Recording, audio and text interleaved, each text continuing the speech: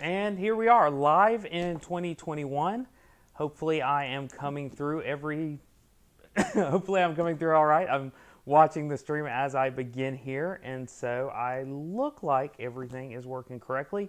Let me know in the chat if you can hear me just fine, and then I will continue, but we want to make sure technically everything's going to plan before I keep going too far.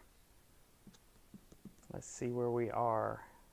Have I lost you? There we go, loud and clear, all good. Let me move this back a little bit. Sorry if there's any static. Oh, I see Media Dog. So if anyone doesn't know, Media Dog is responsible for the wonderful Hero Me coolers, and he has dropped by for the stream today. So everybody say hey to him. And we got our usual crowd. We've got Zachary and Old Curmudgeon, and we've got, who else we got here in the chats? We got Thomas Anderson. Who we got? Just the usual shout outs for anyone that has joined us here. If I haven't said your name, my apologies, but welcome as usual. We're almost already up to 50 people, and we're just getting started. So I've been taking my notes. I have gotten everything together. I have my Earth 2019 coffee ready to go because it's a little chilly here in the garage. I'm trying to keep warm, but it's actually overall a nice day here in Georgia. I hope everything's nice where you are. Hi from Brazil. Thank you very much. Let me say Breno. Let me make sure I pronounce your name correctly as possible. So HVAC A to Z is in the chats. Anyway, let's get going now that we're about up to 50 people. We got 25 likes on this video. If you are on social media, of course, please share this stream. I already have shared it on Twitter, but if you're on Facebook or Instagram or wherever you think you can share this, I appreciate the shares to let people know that they should be joining us. This is the first Saturday of 2021, and I wanted to start off the year right by doing a live stream with a 3D printer build that I had sitting in my garage, waiting on to see how it works out. So what we have here is the new Ender-3 Max, meaning it is a bigger, hopefully better Ender-3 than what they were shipping with just the regular. And we're going to do a build of this. I've got about 2 hours, so I'm going to be running till about 4:30. I hope I don't go over too much. Hopefully you've got the time to stick it out with us. If not, I completely understand. And of course, the stream will be archived afterwards on my channel for anyone to watch that didn't get to originally. And hopefully I remember after the stream to go in and take care of the ads, because YouTube doesn't seem to put ads on these very well afterwards. They shove a bunch of ads in the front and then don't put any ads in the back. So I don't know what the deal with that is. But that's not my doing if you're watching this afterwards. I am not telling it to put ads every 5 minutes. I try to fix it. So we've got DJ in Addy from Berlin. It's good to see you. Who else we got here? We've got, as I said, 3D printing and painting is in the chat, letting us know video is lagging but not buffering. Random freezes. I see that. Well, let me see what's going on here real quick. I definitely don't want that because I'm seeing the same thing. That is odd. Let me see what's going on, because I'm not seeing that on my end, but I am seeing it on the stream. So let's take a look at that. If I drop out for a second, the stream should not end. I should be able to keep going. So if I drop out for just a second because I'm taking care of something here, the stream will not end and you will be able to keep watching. So I'm going to try to fix this lagging stream real quick because I don't know what the deal with that is. Shouldn't be doing that. So give me 1 second. Yep, I'm dropping frames is what's going on. So if you can still hear me, I'm dropping some frames. So let me take care of this real quick. I'm going to drop the stream out for 1 second. I will be right back. And we should be back. Let me see. As soon as I see on the stream that I'm back, I will keep going. Let's try this. And hopefully I won't drop frames anymore. Let's see what's going on. Are we still dropping frames? shouldn't be any drop frames on this computer or on my internet connection. So we're going to keep going and see if this takes care of the issue. Have I leveled my router? That may take care of the issue. So hopefully my drop frames has gone down considerably. So I lowered my bit rate a little bit. Again, with my internet connection, I shouldn't be having this problem, and I am hardwired, but I don't seem to be dropping frames any further, and this bit rate should still be plenty good for what we're doing. And I'm glad I know what I'm doing on stuff like this, because definitely a problem. Seems better now. Again, I don't want to start going into too much. Yep, I'm not dropping any more frames at this point. I dropped a couple at the beginning, but seems to be going down. Please let me know. I'm going to try my best to keep up with the chat throughout this stream. If there's any other problems, please let me know, because I may not see it on the video stream itself, because I try not to watch myself too much, because otherwise I'm not paying attention to what I'm doing. So, Henry, good to see you. Keith B, always good to see you. Thanks for dropping by. Thank you, everyone, again. So, again, looking at the Ender-3 Max, this is their new larger size Ender-3, and I've been seeing various levels of, like, I don't understand the purpose of this printer. Is it really priced right? That kind of thing. So I wanted to start off the stream talking about the printer itself. I took some notes on the various options that are available. So the first thing I think it's important to know about the Ender-3 Max, that the Ender-3 Max is more based, from what I could tell, I'm sure you guys will correct me if I'm saying anything that's wrong, but the Ender-3 Max to me is based upon the Ender-3 V2 more than it is the Ender-3. It does have the new 32-bit motherboard. It should be shipping with silent steppers as the default option. It's got the new cooling system. It should just be an overall upgrade over a regular Ender-3. So maybe this should have been like an Ender-3 V2 Max or something like that. So it is currently priced at $329. Creality official, which is where I'm linking you to in the description. They have stock in the U.S. They have stock in the Australia. They have stock in Australia. And the size on it is 300 by 300 by 340, which is a pretty good size. I'm pretty. That's where I think that most new 3D printing users should probably start, because just the overall price of printers keep going down. The number of cosplay and models that are available that can be printed larger, I think, are becoming more and more prevalent all the time. So I like 300 by 300 as a starting printer if you have the space for it. What we got here? We got questions. Picture on the box. Looks like an old screen though. Yeah, Ender-3 V1.5. Anyway, let me keep going. So keep in mind, I just saw Cleanse93 talk about, I wish you would have known about this one before getting the Ender-5 Plus. Keep in mind this is still smaller than Ender-5 Plus. And this is a bed slinger, meaning that the bed moves in the Y direction as opposed to the way the Ender-5 Plus is designed, which just the print head is moving. So I wouldn't really do a direct comparison for that. So if you compare this to a first generation Ender-3, obviously a first generation Ender-3 is going to be a 220 by 220 by 250 build volume, so it's bigger all the way around. And the cost on that's $179. So it's definitely more expensive than it. Well, let me be careful here. It's more expensive than you might think over a regular Ender-3.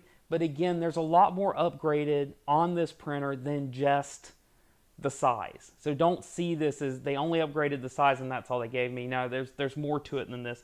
And we'll go through that obviously more as I pull this out of the box. If you compare this more to an Ender-3 V2, an Ender-3 V2 is $262.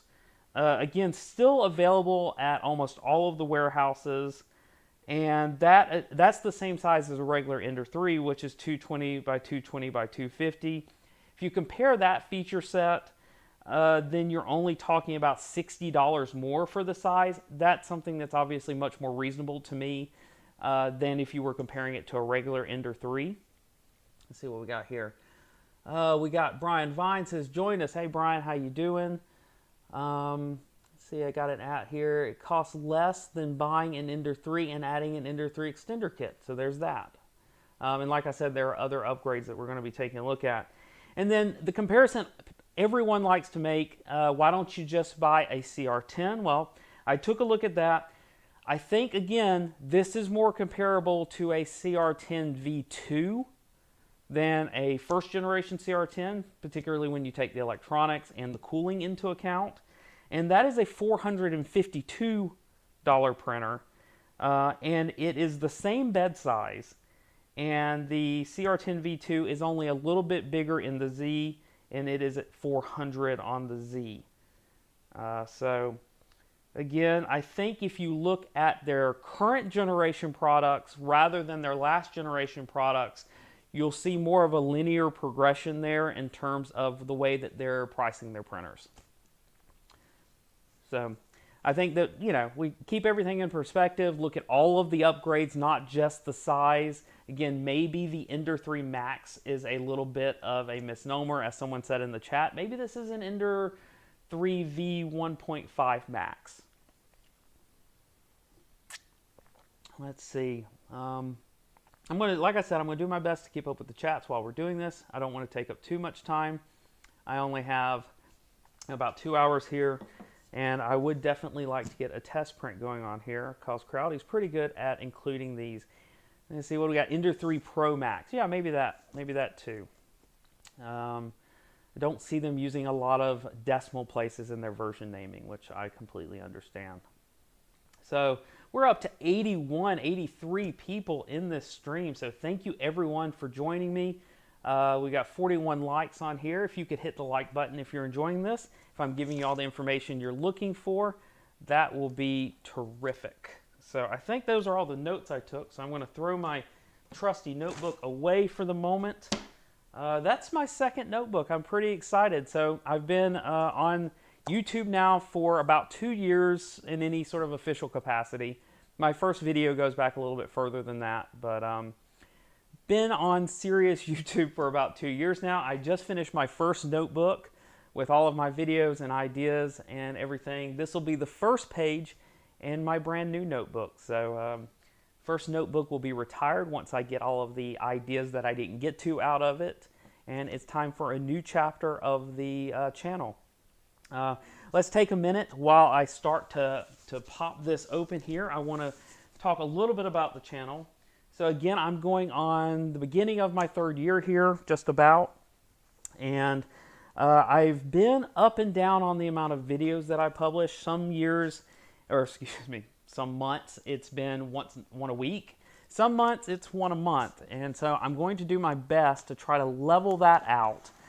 Try to make my publishing a bit more predictable, and I'm going to try to do one every 2 weeks. I have to realize I have a day job. This is definitely not it, and I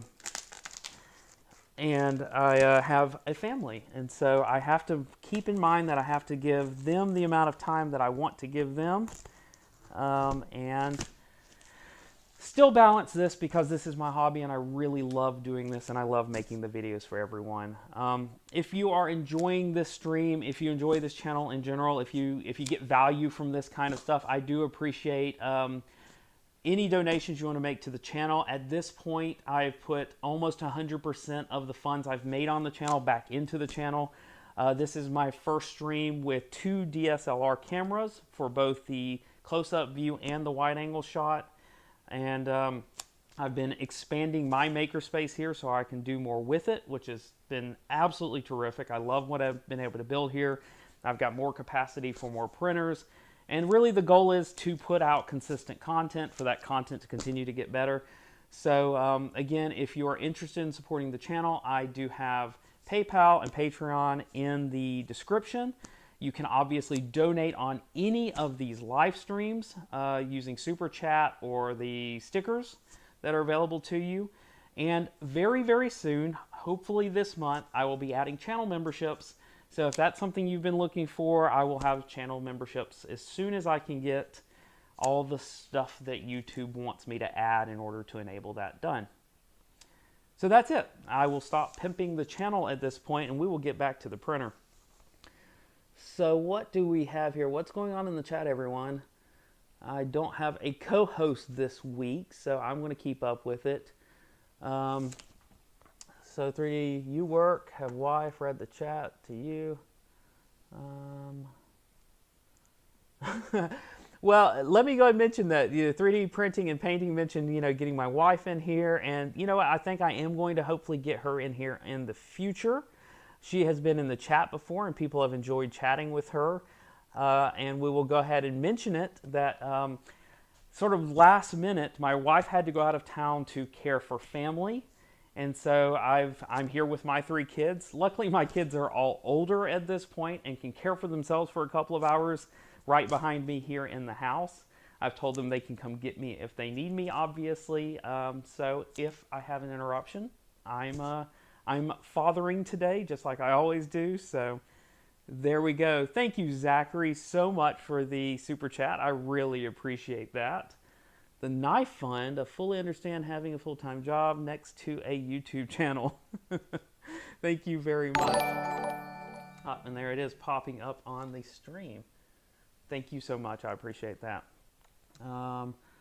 Yeah, absolutely. I'll give you a close-up as good as I can here, and I will be happy to post a picture later if you need some pictures. No problem at all. So let's go and get going. I have talked enough. I'm going to go ahead. Yeah, people mentioned I need a stream deck, and you're right, I need some sort of stream deck. But for now, this is what I have. So let's go ahead and switch over to this, and people can see what I'm doing here as I unpackage it. The alert sound was a bit loud. Okay, well, let's bring that down. I will take care of that. Bringing down the alert sound. Let's see if that helps. Hopefully that adjusts across the board, and it seems to. So there we go. Hopefully that's better if that alert sound pops back up. It's a box. Yes, it's a box, and it has been cut open. And as Zachary mentioned, maybe I need a better knife. I've got a video coming up on making a better knife. I know that sounds odd for a 3D printing channel, but there we are. And I realize my face is covered up by live. That kind of stinks. Let's see if I can fix that. Maybe I'll just get rid of my face altogether. Let's just do that. Just get rid of my face. Let's do that. There we go. Let's take a look at this and see what we've got. I don't have enough room for this box, as usual. Let's take a look. And I'm going to need to move this so I can see what's going on, because otherwise I'm not watching real time, and that is difficult. So foam, they are really good at some very thick foam here. Let's see what they've got, because I don't have any particular order I need to take these things out. So bag of stuff, we will get to bag of stuff when I have a table here to go through it. Let's just pull that out. We've got, what do we have here? We have a display. So one thing, I was talking about this being a next generation printer. One thing that this does not have that a lot of the next generation printers does not have a touch screen or a full color display. From a purely functional standpoint, I don't care. I like these displays, the standard just graphical displays that have always come with the Ender printers and that are pretty standard for RepRap printers. I love these. Not everyone loves them, but if I want to save money somewhere, it's on something like this. So I'm happy with that. That doesn't bother me at all. I'm going to be throwing stuff over here on the floor, and this is filament, not on a spool, and it's not much of it, and this will clog. And this is cheap, and that's not available anymore to me, so that'll be nice. We have a US power cord, which I don't know if I'll need. Let me throw it down here next to my power strip in case I need it. And we have our power supply. So power supply, it has a nice injection molded part here on the bottom with all of your necessary warnings. Now for the moment of truth, let's flip this over and see if it's a name brand power supply. And I don't see a name anywhere on this power supply, which is kind of funny that there's not even a brand on it. It is the exact same form factor from what I can tell as a Meanwell, but like I said, there is not any sort of markings on this power supply at all. So I don't know who makes this. I don't know if it's an unmarked Meanwell or if it's, I doubt it's an unmarked Meanwell, let's be honest. Why would they do that? But it's got some weight to it. It doesn't feel super cheap. Oh, okay. I'm hearing from Brian that I need to move this piece down to see that it actually is a Meanwell. That's interesting. So you know what I'll do? I will pull this aside. We'll do that in a minute because I don't have my toolkit out. I was going to use the tools it came with. But everyone is telling me that it's under the cover and that it is a Meanwell. Like I said, it felt like a Meanwell. So we'll come back to that. We'll come back to that in a few minutes. And what comes out the top? So here we go. We've got our spool holder, which is just like the one I believe that comes on the CR6. And here is the other part of the spool holder that comes on the CR6. Now this would go in either side, but there we go. That's how that goes together. Don't need instructions for that one. And this doesn't come out. There are a couple of random screws in here, which, random screws? Let's see.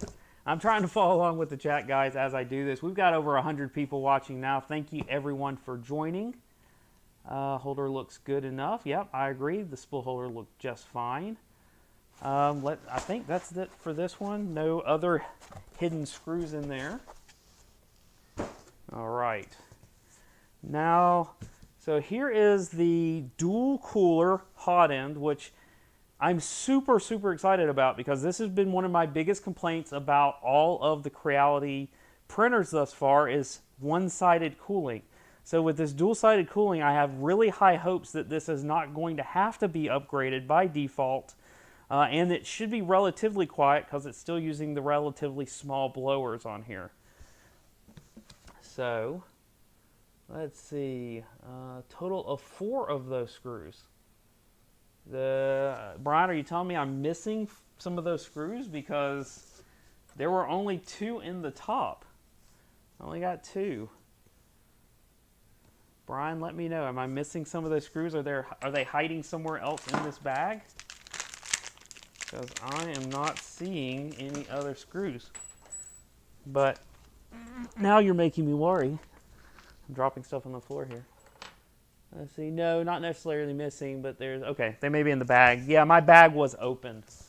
So, my bag was open. That may have been what happened is they just fell out. Yeah, I see 1 in here. Yep, there's 2 more in here. Thank you very much, Brian, for keeping me straight. I should have just brought you into the stream.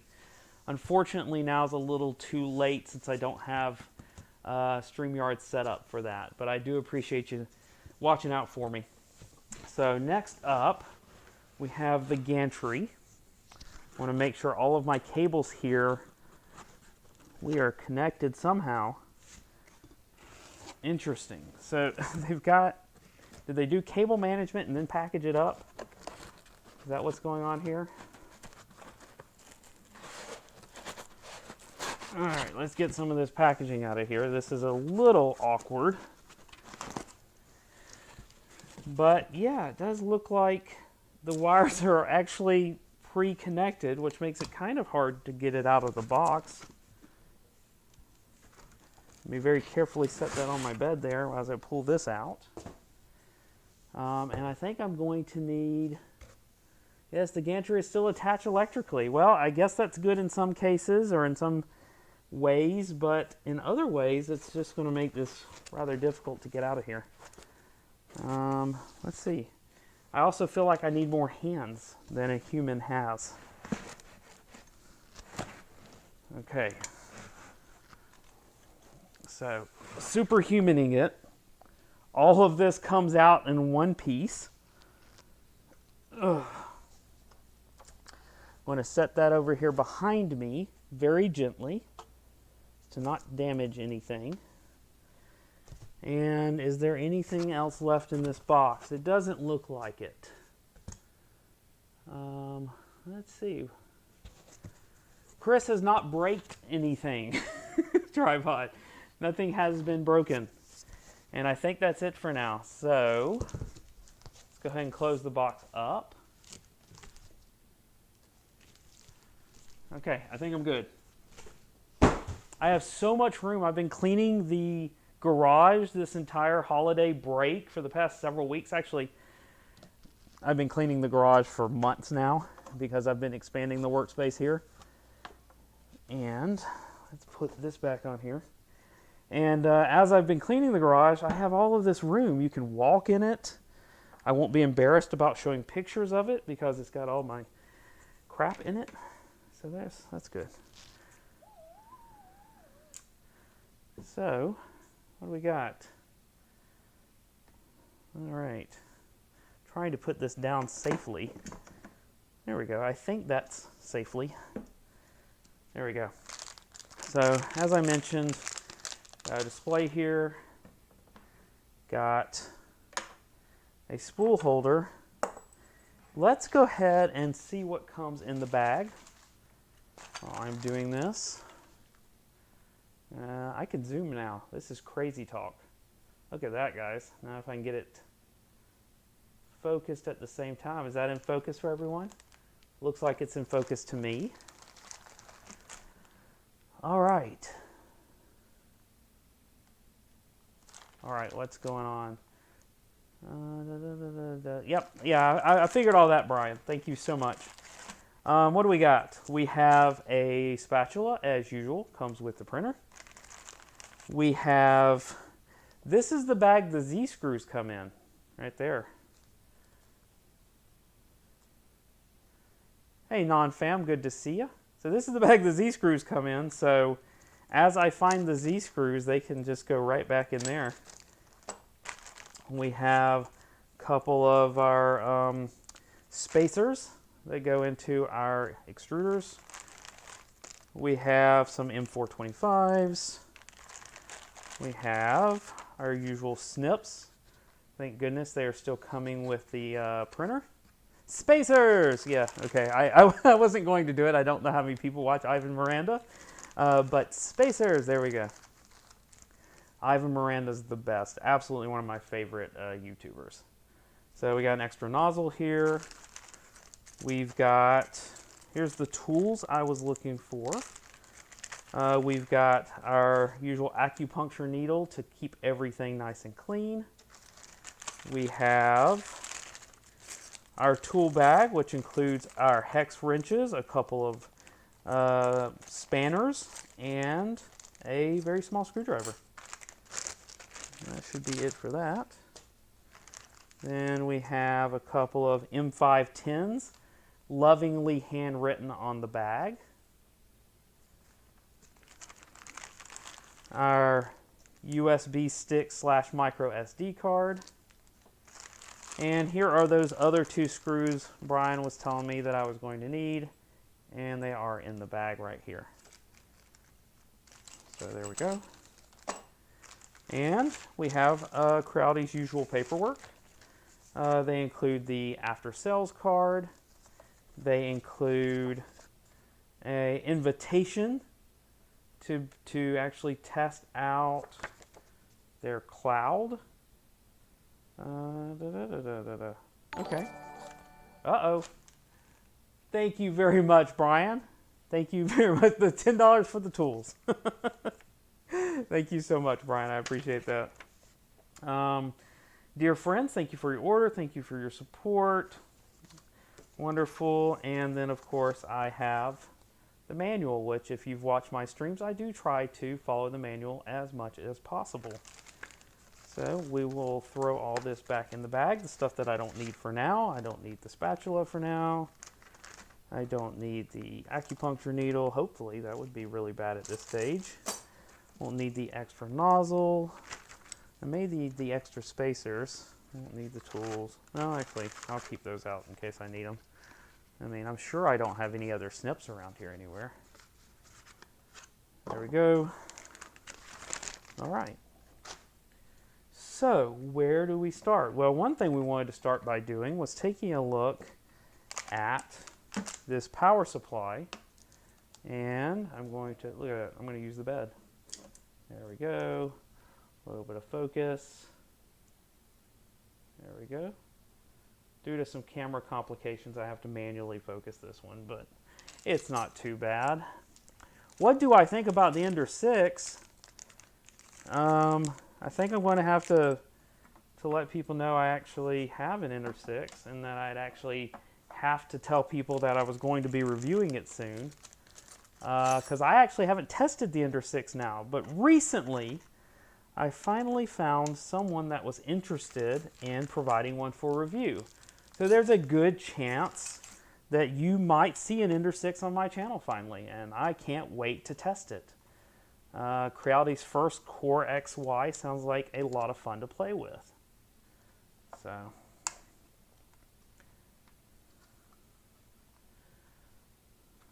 there we go. Get this out of here.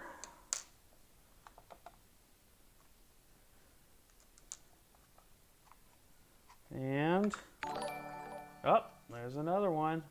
Media Dog has donated in order for me to get a larger work surface. It's not a bad idea. This one's definitely not wide enough, but it's done well for me. I can't complain too much, but I will take that into consideration, and I appreciate it. Here we go. We have our Meanwell logo right, down, reverse, up. Yeah. So we have our Meanwell logo right down here. This is a 350 watt, 24 volt power supply. So they have given us a name brand power supply. And I personally hope that they have really learned from the mistakes of not giving us name brand power supplies, because I think that's bitten them more times than I care to mention. So what do we got? I wanted to make sure while I was in here that the wiring looked good. You know, I do like to give you as much technical information as possible. So these are crimped like they're supposed to be. Very nice crimp connectors all the way through. We have a, is this actually a name brand one? Oh, yeah, this one is actually an AMAS XT60 connector. So that is not a knockoff XT60. That is a legit XT60 connector. I'm very happy to see that. Very nice. I'm going to ground check. Do you guys want me to do a ground check? That's not a big deal at all. I don't mind to do that at all. So we'll get everything connected up. Because if you'll notice, there is no extra ground wire coming off of here. But as long as everything is connected via physical metal connection, then the ground should be just fine on here. So I'm going to pull out my XT60 here. Will 350 be enough for this bed? I think it will be. See if the wires are tinned. On which one? Oh, on the board? Yeah, I'll be taking a look at the board as well. But as of right now, these are not tinned. These are done the way that they're supposed to be. No complaints at all on all of these connectors. Even the ones in here, which are going to here, are crimped the way that they're supposed to be.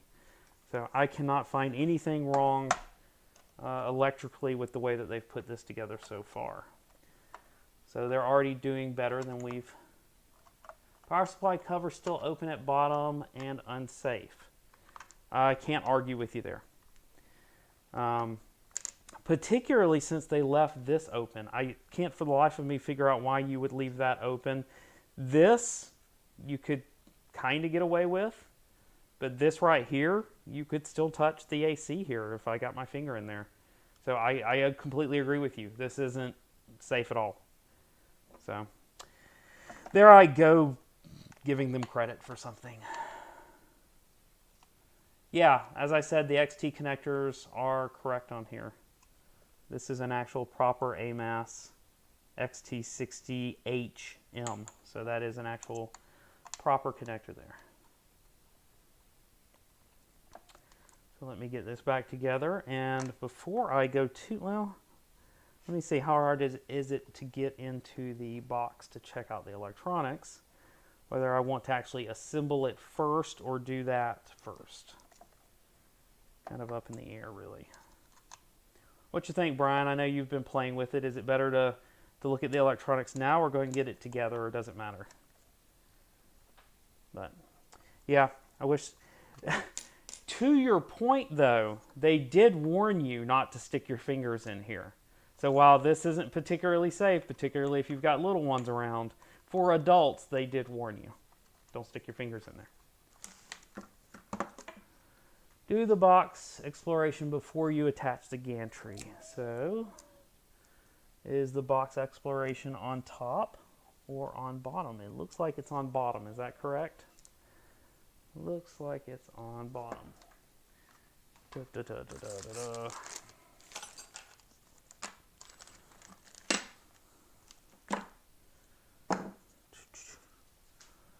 Remove the one screw on the top of the electronics box and the 3 on the bottom. Thank you so much, Brian. It's good to have you around.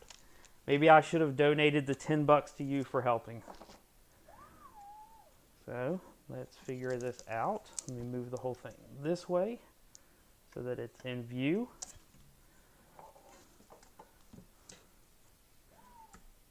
And there seems to be 2 screws on the top. There's one on the front and one on the back, and there's no way for me to show this to you. There we go. So we're talking about this one. Don't turn it on, take it apart. Yeah, I know, we're going to do it all. I think it's that one, it looks like to me.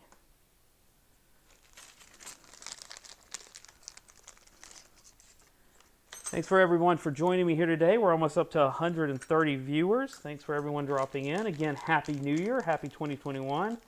I hope 2020 wasn't a death sentence for anyone in your family. If so, my condolences. I apologize, and I wish it could have been a better year for everyone.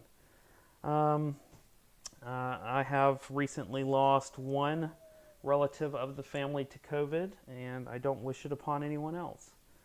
So the one by the wire extrusion, we were supposed to get rid of this one. It's funny that I don't have a camera that can reach there, but there's a screw here.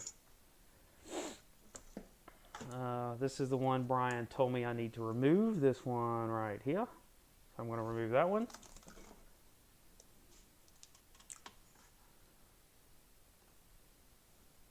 Oh, no problem. Thank you very much. That's why my wife isn't here today. We had a family friend, member of the family, however you want to say it, not make it through COVID. So, hasn't been great, but we will survive. At least that's what I'm hoping.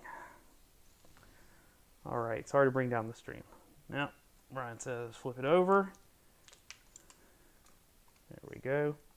Hopefully that's safe to leave that there. Given that this gantry is attached, it makes working on it a bit more difficult than your average printer. Usually when the gantry is not attached, and see, I have to be really careful now how I set this down because I don't want to damage the cooling solution or anything.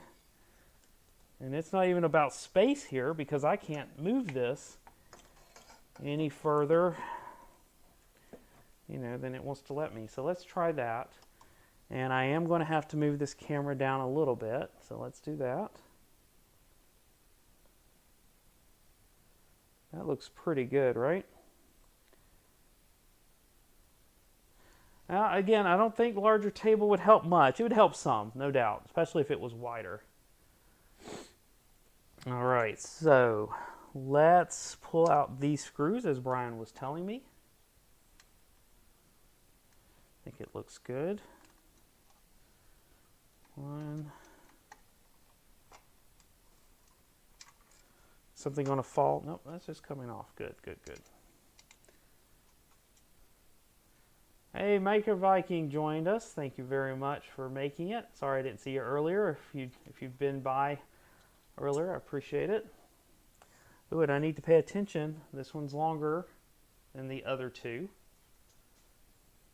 So, getting a little chilly. I'm going to turn on my handy dandy heater here a little bit.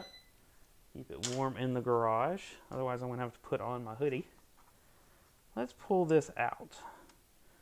So one thing immediately that I see that I really like here is they put this on a longer wire, and it actually has a quick disconnect right here. This makes life easier if you need to remove this whole thing, because now I don't have to remove it from the board. The way that they wired it, I almost have to remove it, but I'm going to try to put it here. Let's just do that. Taking a look, everything is glued down as usual. They like to glue this down in here. Now, real quick, I wanted to note, this was an earlier sample that they sent me. Everything should be the same as far as I know as a shipping unit, except this version of the 422 board is not the silent board. And they sent me a replacement board that is the silent board. They're both 422 boards, but they tell me that this one's got the silent steppers on it, and the one in here does not have the silent steppers on it. So I'm going to test with this one because it's what came with the printer. I need to know that the printer works out of the box before I ever switch out the board, because I don't want to switch out the board and then not know exactly what's going on. So that's what I'm doing now, and then I'll come back later if I do a full review on this printer and take a look at swapping out the silent board, because that's what's shipping now. If you order an Ender-3 Max, what I'm hearing is you will get the silent board. So on here, how does everything look? So no ferrules on any of my connectors. And I'm not going to pull out every connector on here. I'm going to pull out the big two, which are the power that goes directly to the main board. I'm going to pull one of those out and take a look at how they tin those. Let me see, where did I put, you know, I can try their little screwdriver. Let's do that. They come with a little screwdriver in here. Let's pull these out and see if mine are tinned. Could you see if the X and Y end-stop connections are plugged into the X and Y end-stop sockets, or if they're swapped? Yeah, I'll do that in 1 second, Brian. Let's try this out. Getting two boards with the same serial board number. Yeah, I know. And no, they're definitely 422. No 427s here. So keep me straight here. I know you guys can't really see this because just the angle's wrong. But I've got red on the front. I guess left or right. And I've got black on this side. Let's pull these out. I want to see what they look like. And they are tinned. So I don't know if I can get much closer easier. Let's find out. That's as close as I can get in here. So they are tinned, unfortunately. I don't know. Yeah, mine are fully tinned. I don't know when they're going to stop doing that. I know that they've been told plenty of times that that's not how to do these.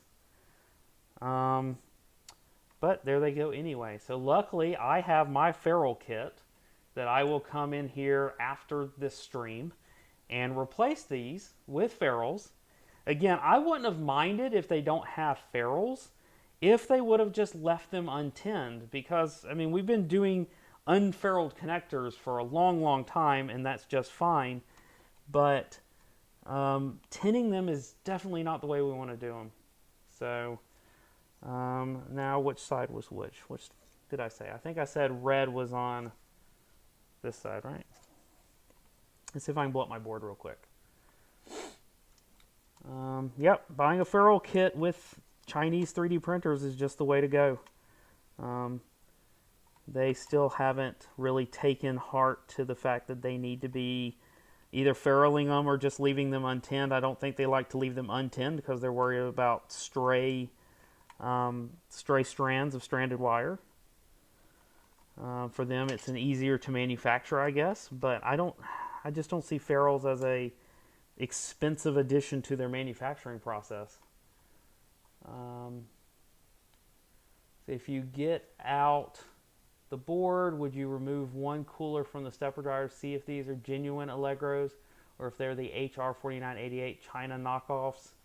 I'm not going to pull that out right now or in this stream.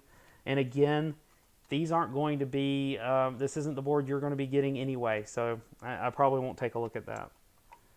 But, you know, they're fully tinned. Black in the corner, red towards the middle. Yep, that's the way I got it. So I think that's right. Black and red. That should be it. Everything else is good. I mean, they glue everything down so it doesn't come out in shipping. They did a really good job on cable management. Everything has a has a zip tie that should have a zip tie. Brian wanted me to check these end stops. Let's see, I'm going to show you the back of my head if I'm not careful. So I have Z is in Z. I have Y is in Y.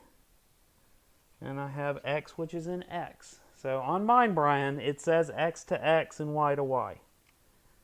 So that looks correct.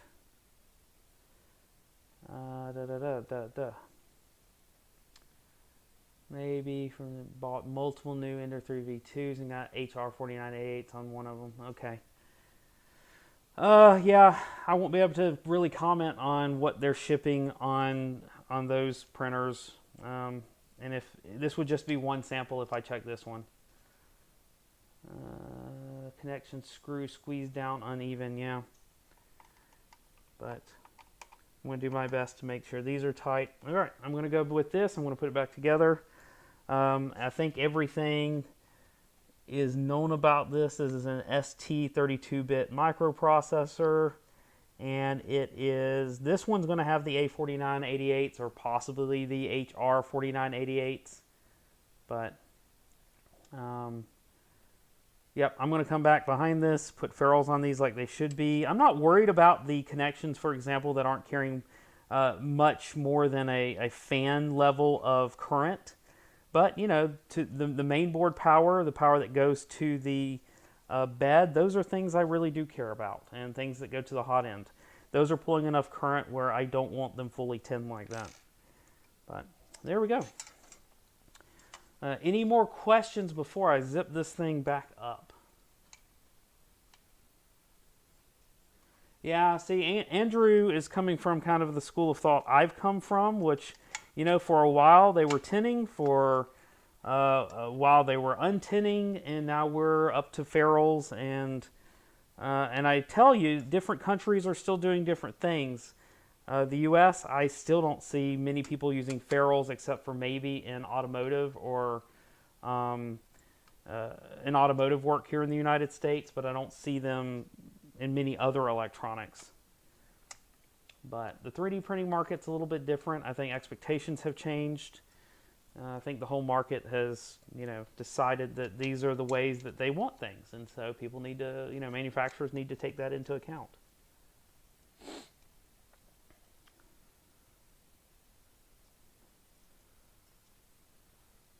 So, what was your question, though, Andrew? Whether, you know, it's safer one way or the other?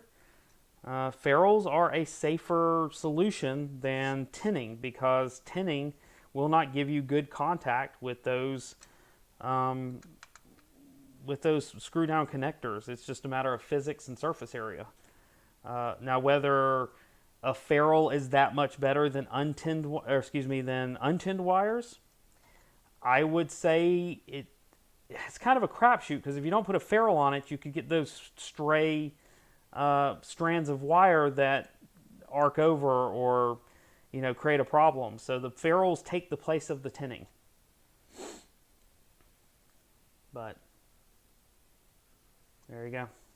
Okay, so that's back up. Let's switch this over.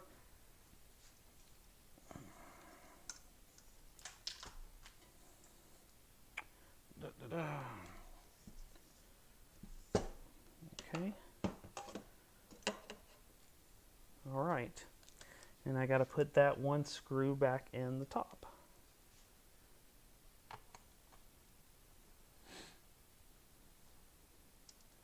But I'll let you guys debate that in the chat. I think I've said my piece on it. I do accept that ferrules, I think, are the best option, is my go-to. Are ferrules required? That I don't think I'm qualified to comment on at this point. Hello, 3D Print Farm. Good to see you. Welcome to the chat. If you are not following Brian or 3D Print Farm on YouTube, you should be. So go check out their channels. Thank you very much. Happy New Year. And now I'm not looking at anything. So let's back up. There we go. And then I hear the sound. Let me know if that sound was too loud. That should have been better. Let's see. I am going to pull this back over here so I can see what's going on. And I think it is time for us to start assembling this printer. And hopefully I've got everything focused good for here. There we go. Let's try that. Let's see if that's focused. What we got. So you should be able to reasonably follow along with what I'm looking at here. I don't want to zoom in too much. And I know my lighting here is going to be variable for you. Let's see. So we're going to install the gantry. Step one, we're going to need those 4 screws that were labeled in our Z bag. And we are simply going to get those on the side and put them in. So pretty simple, pretty straightforward. I'm going to go ahead. I think we can go to a wide shot for this. Probably makes more sense, and then I don't have to fiddle with this close-up camera. So there we go. So step one, let's take this up. I assume the ender side is the front side. And I don't like, let me go ahead and there we go. Okay, so we can't really move this wiring too much. There's actually a harness under here holding it on, so we can't do much there. I want to say welcome to everyone. The channel just, the stream just keeps on growing and growing here. We're almost up to 150 viewers. Thank you everyone for joining me here today, and Happy New Year to everyone. I really appreciate everyone joining here for 2021 and the first stream of 2021. Thank you for setting the pace with me and getting everything going. So there are some routed slots here in the case, or excuse me, in this bottom extrusion, as you can see. I think you can see it pretty good there. That is where we're going to be screwing this in. There's one on both sides. So let me get that in there. Make sure we're not pinching any of these wires as we are putting that in there. Do the same on the other side. There are rubber feet on the bottom of these, which is rather nice, but it makes it a little bit harder to get them to go down where they're supposed to. There we go. But it does look like the rubber feet sit nicely on the ground to provide more stability. And as you can see, this holds itself up once I get those in there. So I do like how they've got that in there because you can tell it's already stable from the get-go. Let's go and pull out these Z-screws and get them attached. How are we doing on time?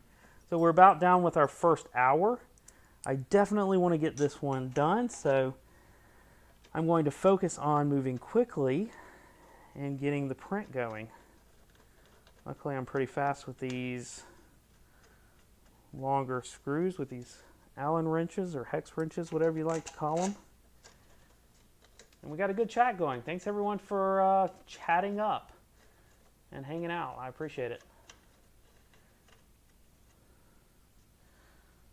So I'm of course not tightening these down yet until I have both sides in.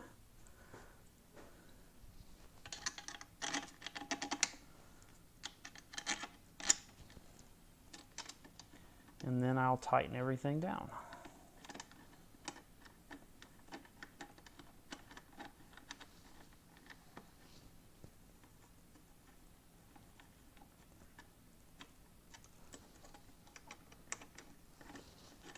And yeah, I'm watching the chat while I am screwing this in.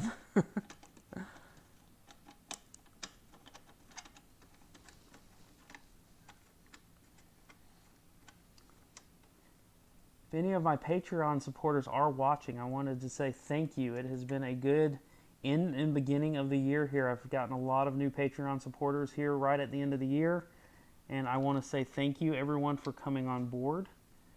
I really, I'm humbled when I get new supporters on Patreon, because you guys are committed to the channel and you like the content I'm producing, and that means a whole lot to me that you would contribute. So I really appreciate that.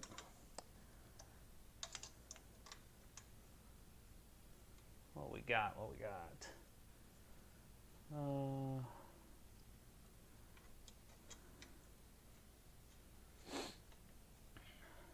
You know, everyone likes to talk about the electronics, and there's really no excuse for the dodgy electronics, because it's pretty easy to get the electronics right. You got plenty of videos like this that say, hey, why don't you do it this way? But for some reason, keep in mind, you're still getting these machines cheap. You're getting them a lot cheaper than we can still buy them out of Europe and out of the United States. And so it seems like what you're trading that cheap in for still a little bit is for you having to go in and doing a little bit of work in post, unfortunately. First beer on me. Thank you so much, Tripod. I appreciate that. It's coffee for right now. Like I said, it's kind of chilly here in the garage, but I will probably have a beer after the stream. I'll put your name on it and say it's from you.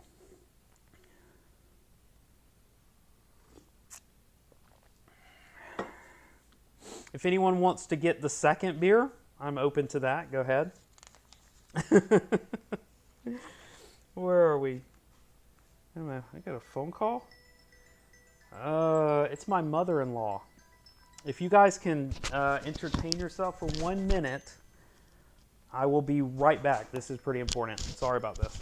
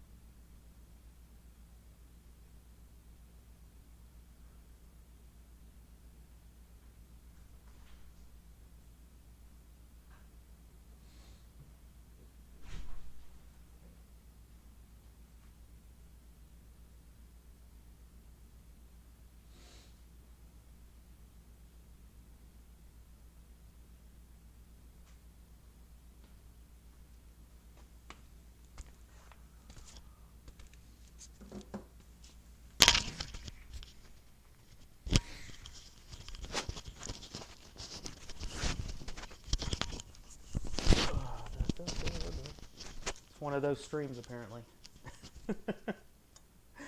Anyway, as I mentioned earlier, my wife is on the road and traveling today for family. And so when my mother-in-law calls in this sort of situation, I felt it was important for me to make sure that everything was going okay, since it's with my wife's family. And I think we are good. So everything is fine. But thank you for your patience. Hopefully I didn't lose too many of you guys. Media Dog wants the shameless teaser for what he's got coming up. He has, I'm guessing, a new evolution of his cooler coming. And let's see, the light on that t-shirt is bright. Christmas gift? It's sweet. Oh, no, it wasn't a Christmas gift, but it was new. I bought this couple of weeks before Christmas. I can give you a link to it too because I just bought it off of Amazon. So thank you everyone, I appreciate it. It's funny that I'm getting those notifications a bit late. But thanks, Media Dog. I'm looking forward to seeing what you got. It's stark contrast, as Brian says. Haha. We have the bright t-shirt. I knew it. I knew I would be asked about the t-shirt at one point in this stream. Give me 1 second. I'm going to put this in the chat.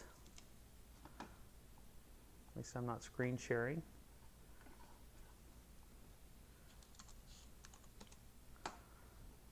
Like I said, I plan to have this up already.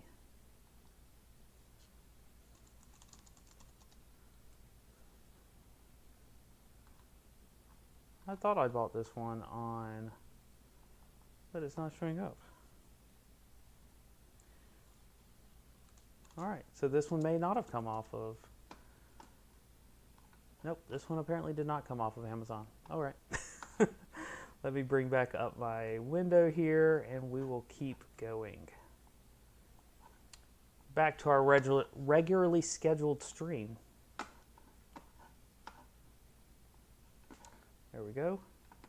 We are still doing good here on the live stream. Very few drop frames. So luckily whatever we had going on here earlier was done. Can you make a video on the Ender-3 Plus extruder calibration, please, in the future? Yes, that one's still coming. That's been on my list for a long, long time. I will get it done as soon as I possibly can, because I know I've had that question a lot. All right, so where are we now? Now we need to attach the power supply, which I have right back here. And we're going to use the M425s. Yeah, we're going to use the M425s for that. And it is going to go right towards the back of the printer on this side. And this is a pretty easy installation. I actually like how they did this. They've got some through holes right here and here. Makes for a very easy installation. And I just need to make sure I've got the right one here. That one's too big. It's funny, they've got two sets of screws here that are almost the same size. All right. So yours did not come with the M425, so that's no good, Brian. Luckily, I've got, there would be no problem with me finding them if I needed some, but I'm glad I don't have to go hunting. Actually, they're probably right here behind me now that I've moved most of my, that's useful. Don't know why the video has gotten bright again all of a sudden. I don't know why it is oversaturated. Don't know what this camera is doing. What the heck? I'm going to be tuning that down real quick. Let me do that real quick. This video is really bad oversaturated, and it's going to drive me nuts if I watch this back later. Give me a second, and I will fix it. I'm still here.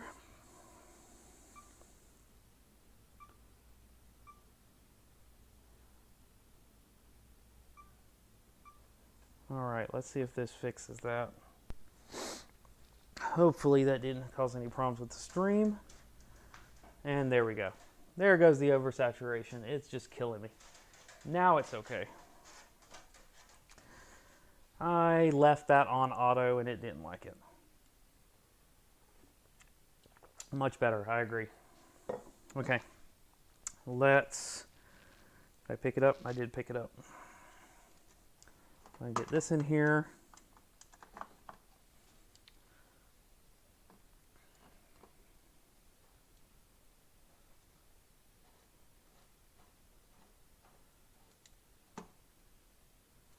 Yep, 300 by 300 by what I say, 340 on this printer.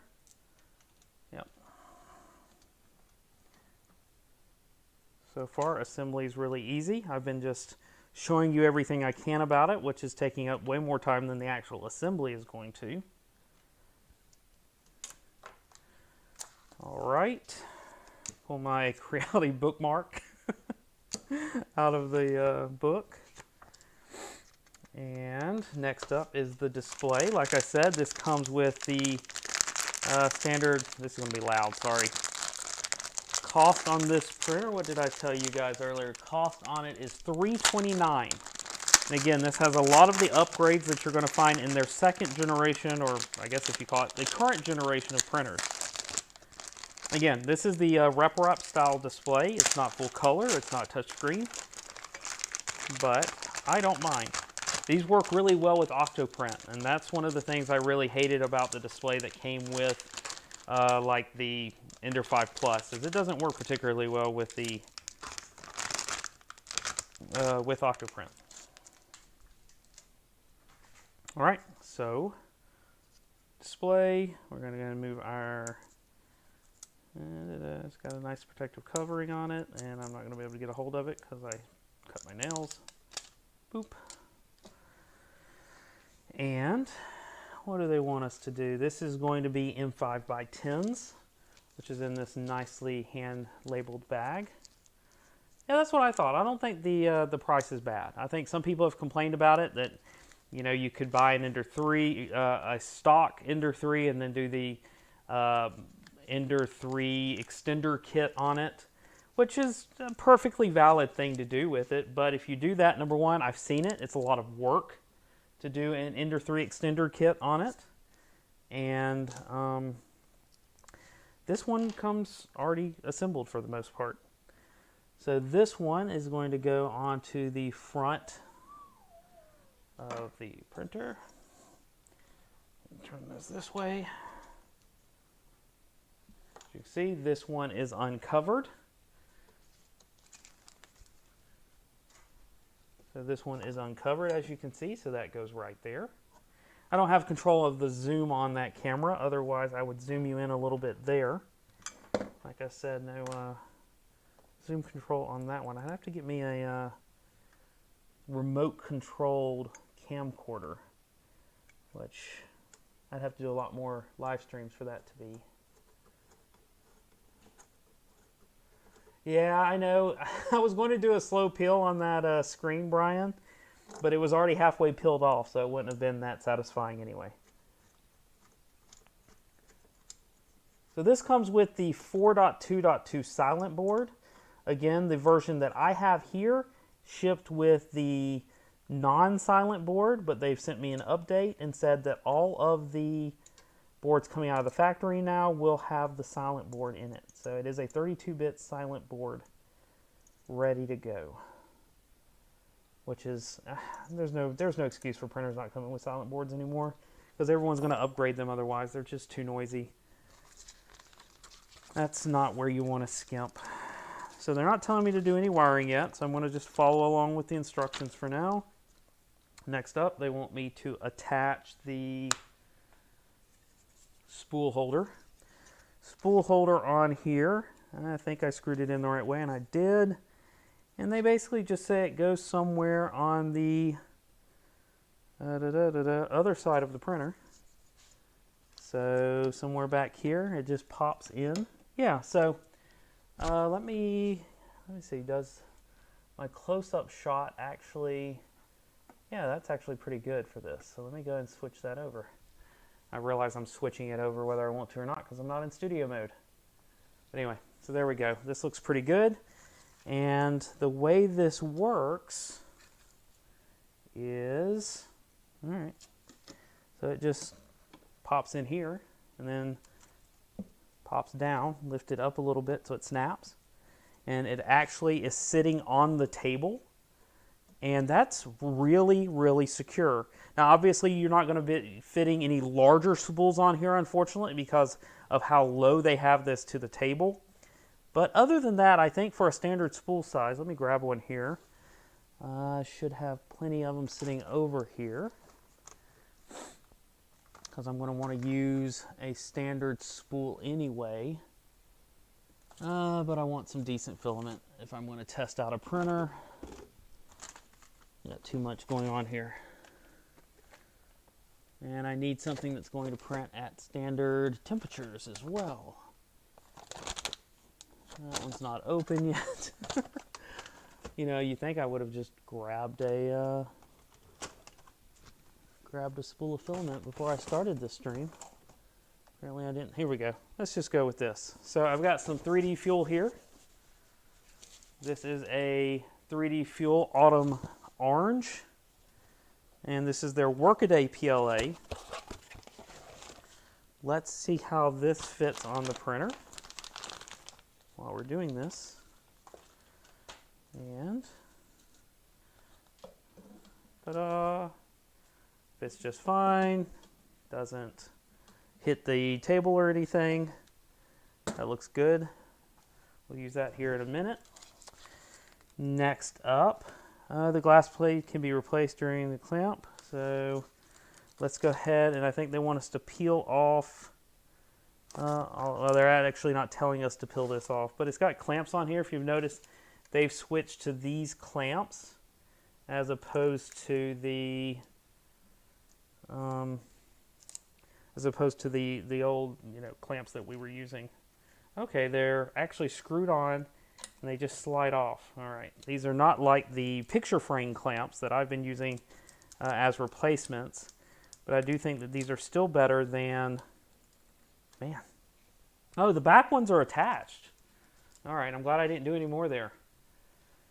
Yep, the rear clamps are fixed, just like Brian is saying. I'm going to break it. I'm going to break it now. I could handle that. Anyway, the back ones are fixed. The front ones swing out, as you see here on this one. There we go. And that pops out. And here's the slow peel Brian wanted earlier. And am I on the right corner? There we go.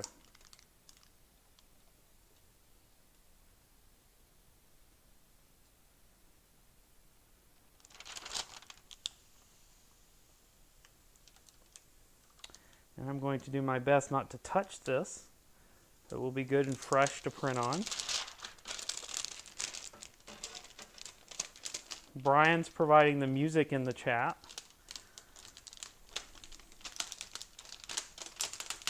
And there we go. Nice, clean build surface. If you like this textured build surface, I found that they do pretty well.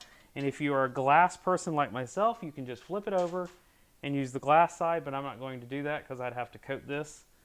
There we go.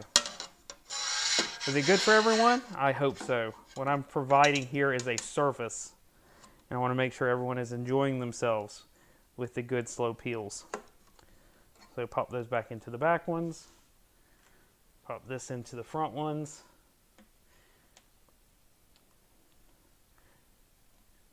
There we go.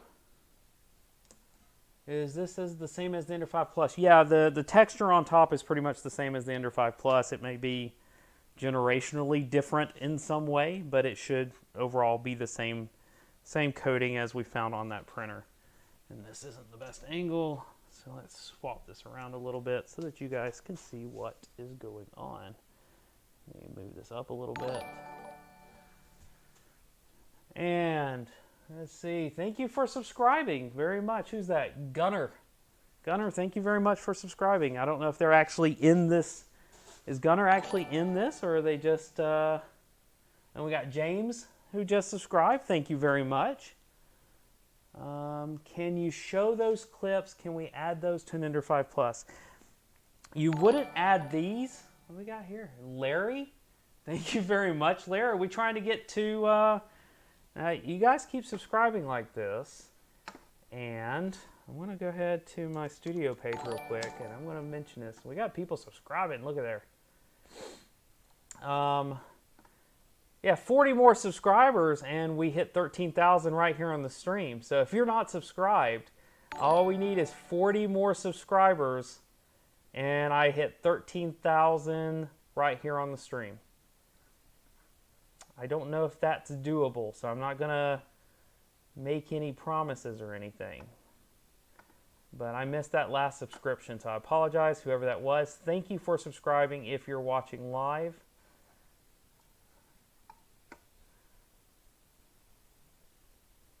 I hope not, Brian. Don't do that. Otherwise, I'll just have to remove the button. Okay. How about this? I know this is crazy because I don't really know if that many of you are not subscribed to the channel. But I'll tell you right now, if we hit 13,000 during the live stream, I will give away a brand new spool of Filament 1 filament. It's on me.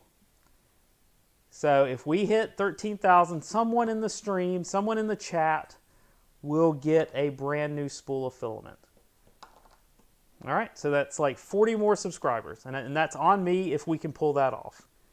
I'm not holding my breath, but hey, we've got almost 160 people in this chat, and I don't know if you're all subscribed. I will keep an eye on it. I'm sure you guys will keep an eye on it now.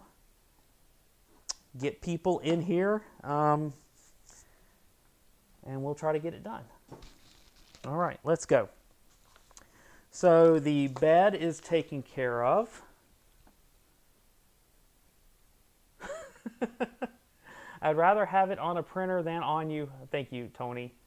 Brian will appreciate it.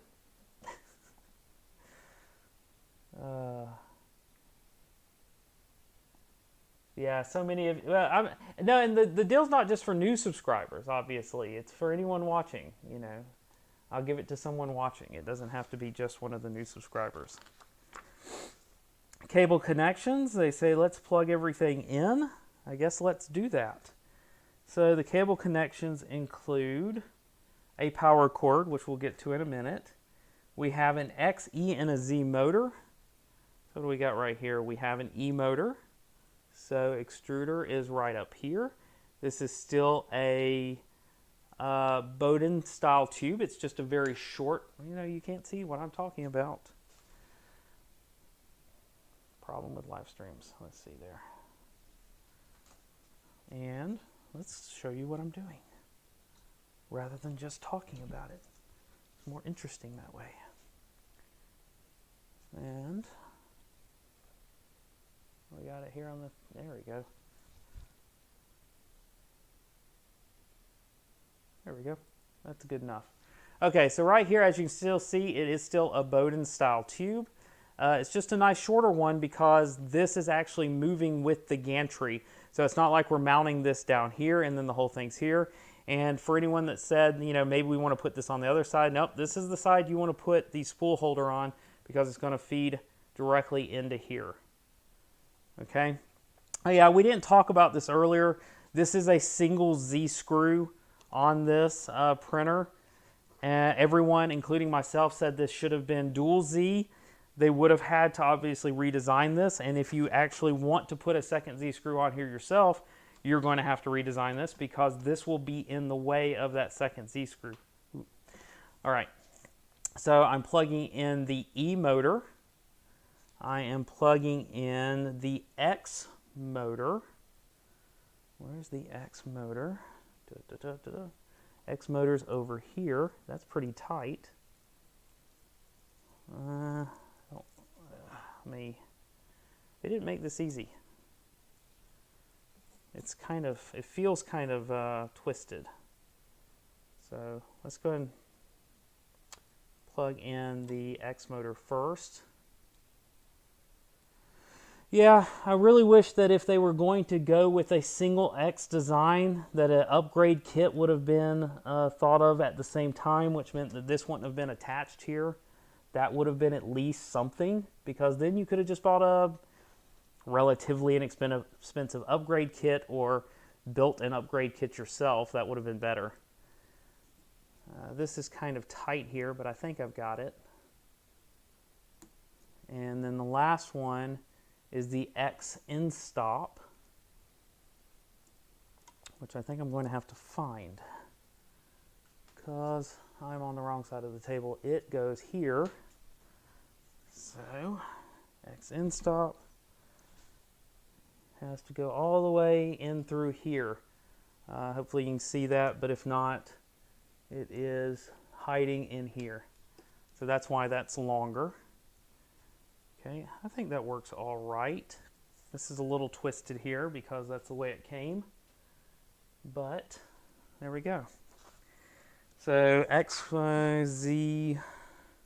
So down here at the bottom,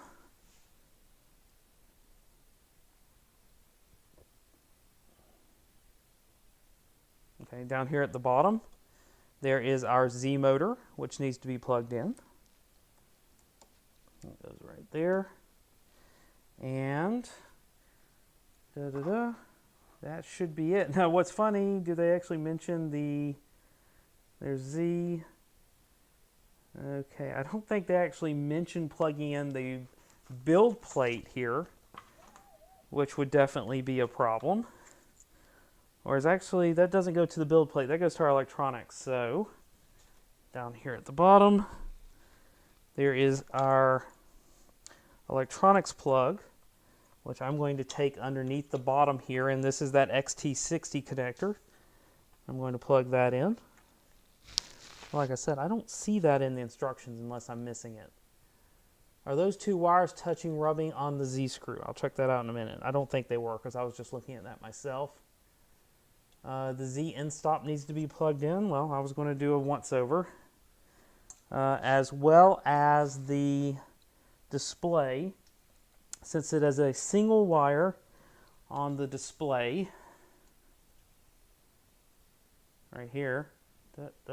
Since there's a single wire on the display, this is going to go to EXP3, which is the third one down here, because that's the way all the newer boards are plugging in. And they could have had a lot better instructions on here. But, yep, they do say Z limit switch, so I just hadn't gotten to it yet. So, the limit switch goes right here. And tiny blue arrow showing the XT60 getting plugged in. Let's see. Do we see it? So they're showing, they don't actually show it plugging in. I think this is just cable routing. So they're showing that we route this XT60 cable underneath the bottom, and we make sure our bed is routed towards the back, and all these are routed up this way. So I don't know if that's actually telling us to plug it in because they don't explicitly call that out. Okay. But I think that's everything. Cable management's really nice. I'm not complaining at all about cable management from what I can see. Again, this is just initial inspection. If you see something I don't, please call it out. Just fine. Other than that, everything's all metal. I'm not seeing any plastic parts in this area. There's a plastic mount here, but everything else looks solid. I don't think, and there's even an idler right here that they use to make sure that this belt is going on top of that extrusion and not under it. They are using authentic Gates belts, which is really impressive. So these are Gates belts, at least for the Y. I will assume that for the X as well. I'm not seeing that cable. Excuse me, I'm not seeing the actual writing on the belt, but I'm going to assume, at least for now, that they're both Gates belts because this one is actually labeled. So that's impressive. Let's see. Looking at the wiring again on this side.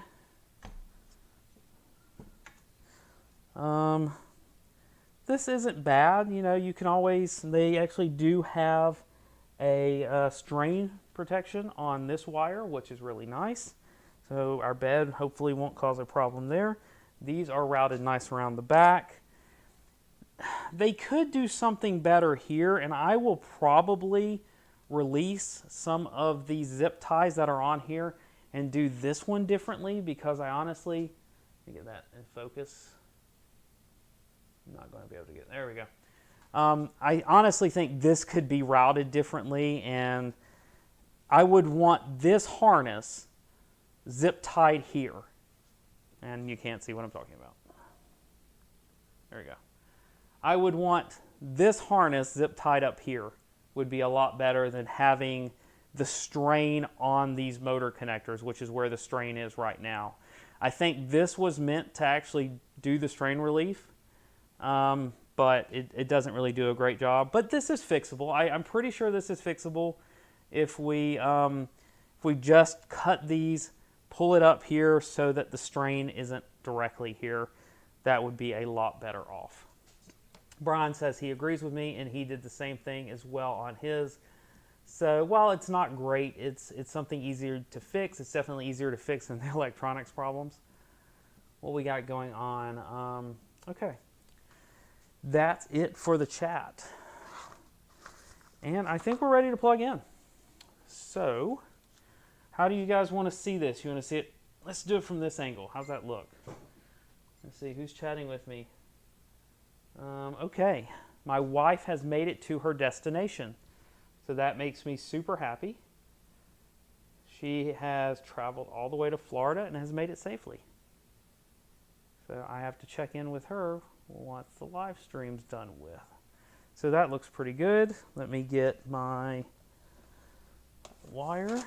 I already have one plugged into my power strip down here.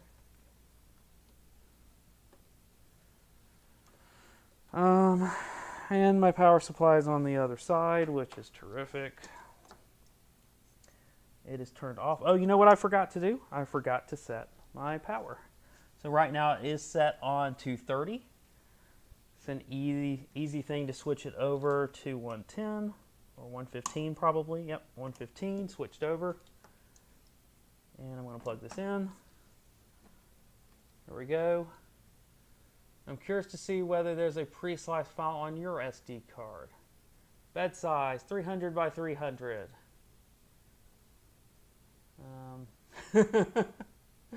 Where's Ron? What did Ron ask? What did Ron ask? I need to get back to that. I'll always talk about my upgrade philosophy. Is it true I need to fire up the original parts before upgrading? Yes, yes, and yes. If you want any support from the manufacturer, or if you want to know whether it printed good when you got it, please do a test print with it out of the box before you ever start upgrading parts. Because if you upgrade parts and it never printed good to begin with, then you don't know whether it's what you did or whether it was something the manufacturer did. So absolutely. Oh, thank you very much, Radmaster. I appreciate it. I'm happy to do them. I'm glad they've been helpful to you.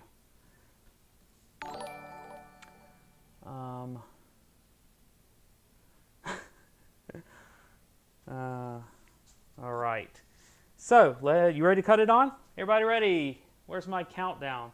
Even though I know there's a delay and the countdown doesn't matter, I'll still go off your countdown and you'll get to see the delay. You do 5, 4, 3, 2, 1. Yep, we've got power.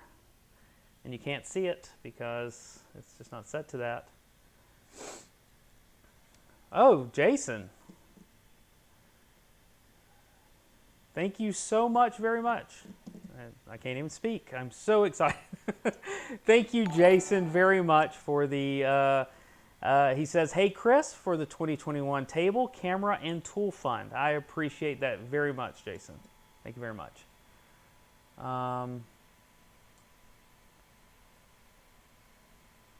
There we go. So, can I get this where you can see it? Or I think you can see it a little bit. I can get a little bit closer and we'll go from there. There we go. I still like this setup better than using that webcam. But you're not going to be able to see that display because it is just wrong color. Okay. How about checking the rollers? Okay, checking the rollers. Let's go ahead and check the rollers on the Z. I'm going to test them. Okay. So all but one of my rollers is good. So both of them on this side is fine. The front one on this side is fine, but the back one is loose. Is that one with an eccentric nut? It is. Thank you very much for reminding me. Let me see. It is kind of a pain to get under this printer.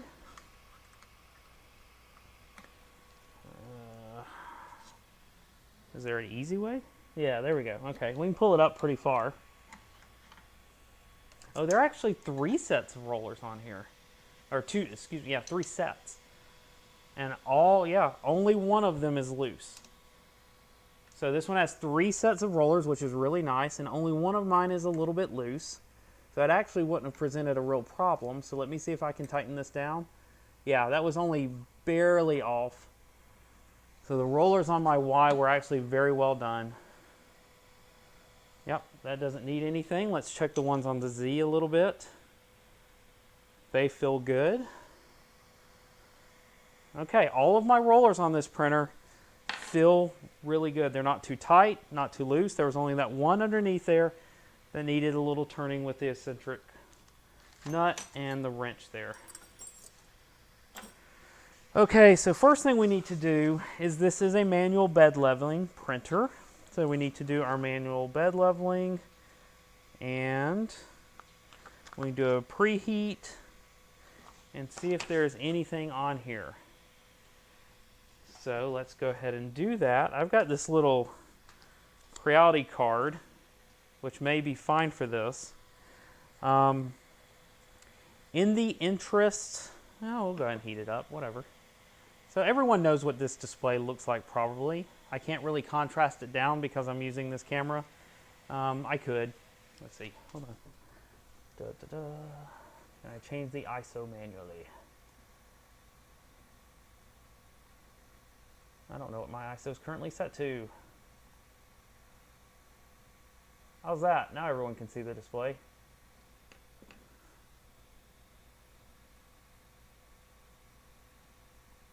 Let's try that.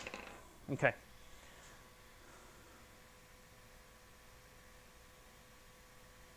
Getting it focused is another matter entirely.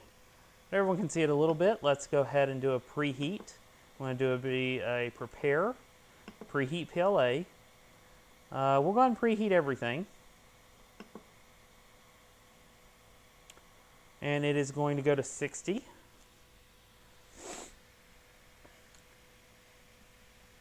What version of Marlin? Let's see if they've left that in here. Marlin 004. How's that?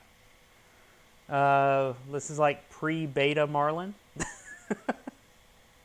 Obviously, they don't have in here. This one was built in August. This was built at the end of August.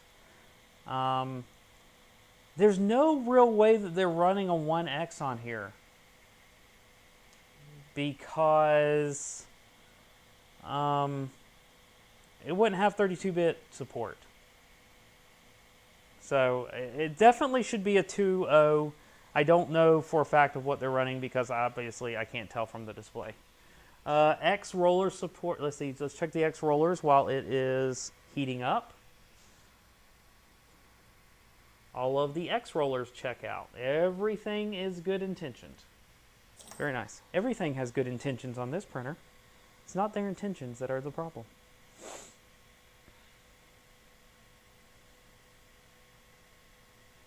I'm going to play with focus until I get it. There we go. Okay, we are up to 44. It heats up pretty quick. This is, I would say, an average heat up. It's not slow. It's not particularly fast.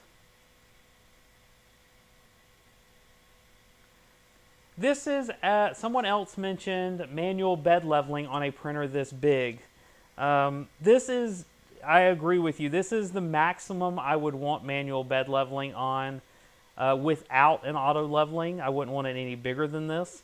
But they do have glass, so I think it's going to be relatively level given that it is a glass bed. That's not a guarantee. I'm not saying that you're set because it's glass, but I am saying that I think you'll be all right on here.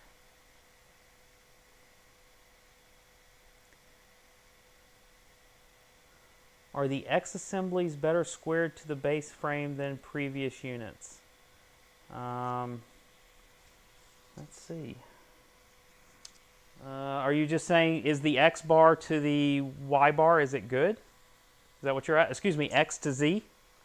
You want to see our square on X to Z? If so, I can take a look at that. We'll do that in a minute. Once I get a wide shot on here again, or once I've lowered this down, then I don't have a builder square or anything over here, but I do have a square that will work for testing that. So I will pull that down off my bench, and we will get back to that in just a minute.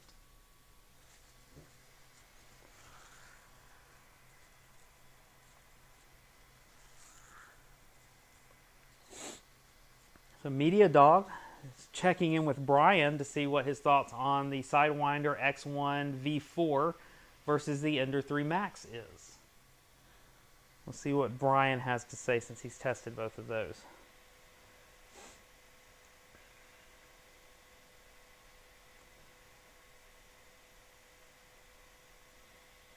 All right, so Brian is choosing the X1 because he likes the direct drive and points off for the top-mounted spool holder. Or maybe he's just listing his points here. Does the hot end assembly have an electrical connection directly on it for the BL Touch leveler if you decide to get one, or will need cabling run to the board? My guess is you're going to need cabling run to the board, since I do not see an extra unused cabling that's going down. But I'm not 100% sure. Since I haven't taken the hot end apart, I don't know the answer to that yet. We can check that out. I'll check that out in the future.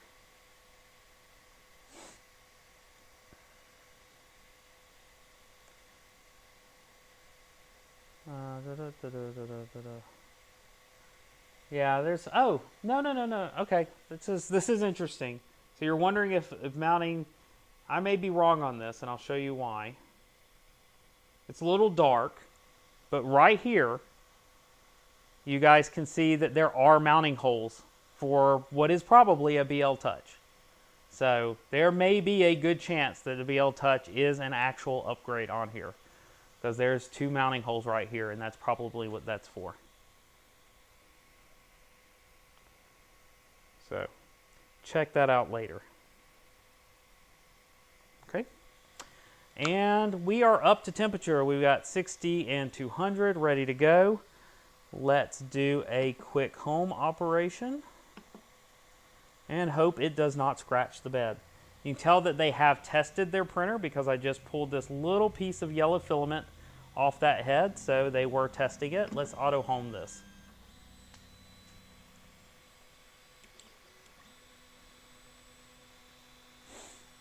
What size bed would you suggest for printing helmets, one pieces?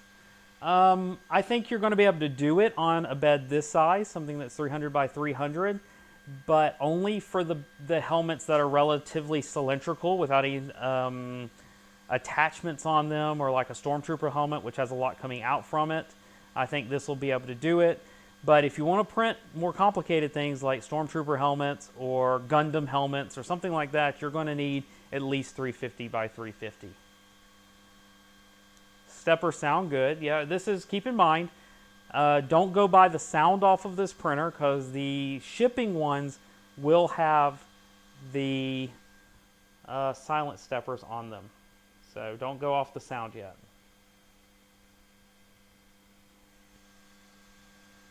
How are we doing on subscribers? Can anyone see my... No one can see my subscriber count because that doesn't get shared. Let me see it. I haven't seen anything ding saying I've gotten any more subscribers. Like I said, I wouldn't have held my breath for that. Oh, wow. I take that back. We're up to 73. So what do we got? 27 more? 27 more. So if you have not subscribed, go ahead and do that. Go ahead and subscribe before the end of this spool, and I will give away a spool of filament. Where are we? Okay. Yep, you only see it rounded, but we got 27 left. Okay. So, so mine is right on the bed. right on the bed. So hopefully, I'm curious in the user experience here. So according to this manual, they say they level before they preheat. Obviously, I think the rest of us know that we want to preheat before we level. So keep that in mind. I like to preheat before I level. I think the rest of us would agree with that. Let's go ahead. And by the way, let me go and say it. If you are considering getting this printer, please follow my links in the description. You can buy it directly from Creality. They do have stock in most of their warehouses. And I always suggest buying it from them if you have any interest in getting tech support from them. So if you have any interest in getting direct tech support from Creality, make sure you buy directly from them. My link is in the description. And if you buy through Creality Direct, I do get a portion of that. So it will be much appreciated if you are liking this printer. How much is the 400 by 400 upgrade? No 400 by 400 upgrade on this one yet. So, level the platform. So do they not have an auto leveler in here? No auto leveler there. Hey Brian, did you find an auto leveler on here? I don't see any auto leveling.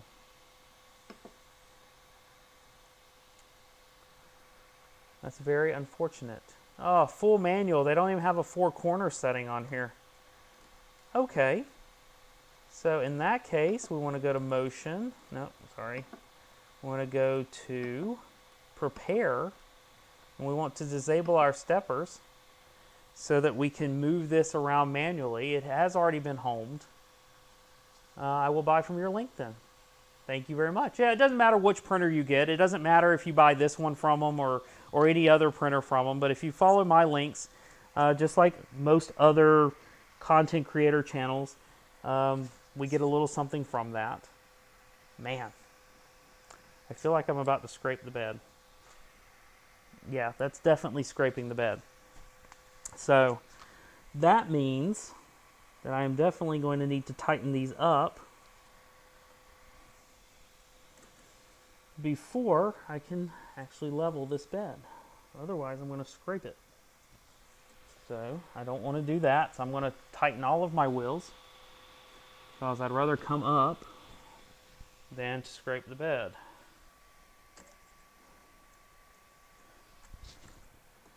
So anytime you get a printer like this where you have to manually level the bed, don't scrape it. Yeah, the card's a bit thick. See, anytime I do anything that's just not right, one of you guys are going to call me out. And then I have to go find an appropriate sheet of paper. Or you know what I'll do? I'll go grab a feeler gauge. And if I forget it, hopefully I can find the right feeler gauge. Yeah, I'm going to be off camera here for just a minute.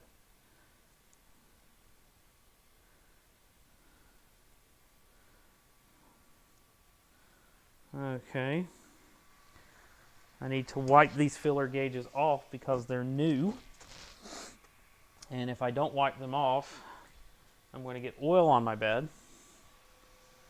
That's all right. I don't mind being called out. You guys will never hear me complain when someone double checks me. I believe in doing it right, even if I have to be corrected. So, filler gauge. This one is a 0.18, which should be just right for this. And this thing is still leaking filament, so there was plenty of filament in there. I'm going to go to this corner here.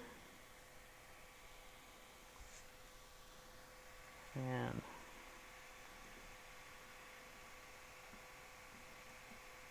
that's pretty good.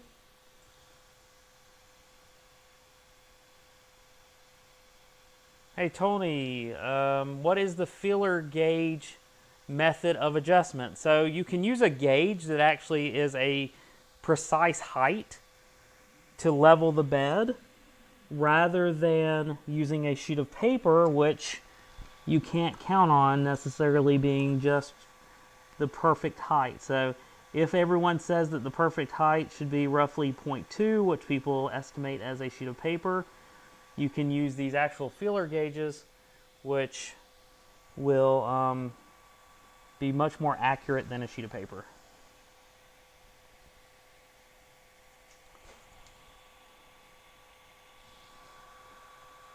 So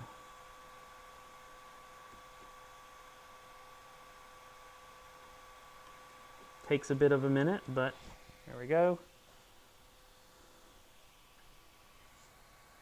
All right, back side here.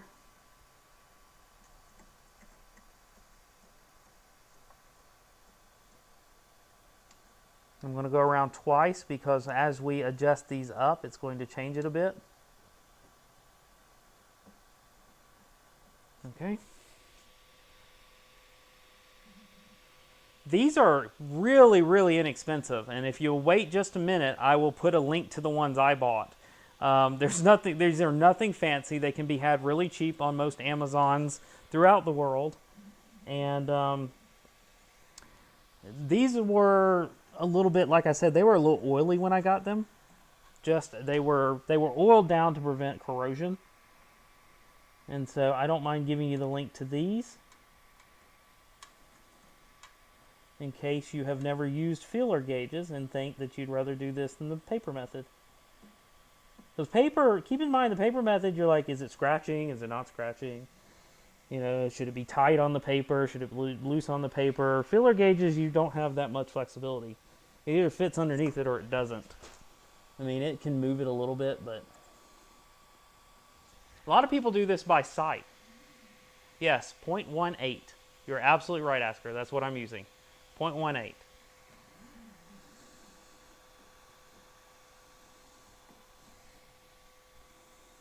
Last one. Now that one's a little tight still.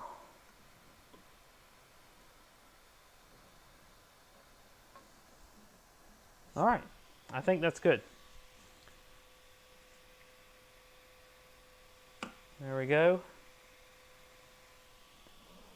So we should be good. Let's check the center.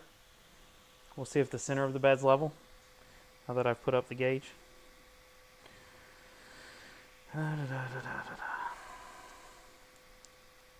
Sorry, this is the exciting part because people wanted me to use the right kind of leveling.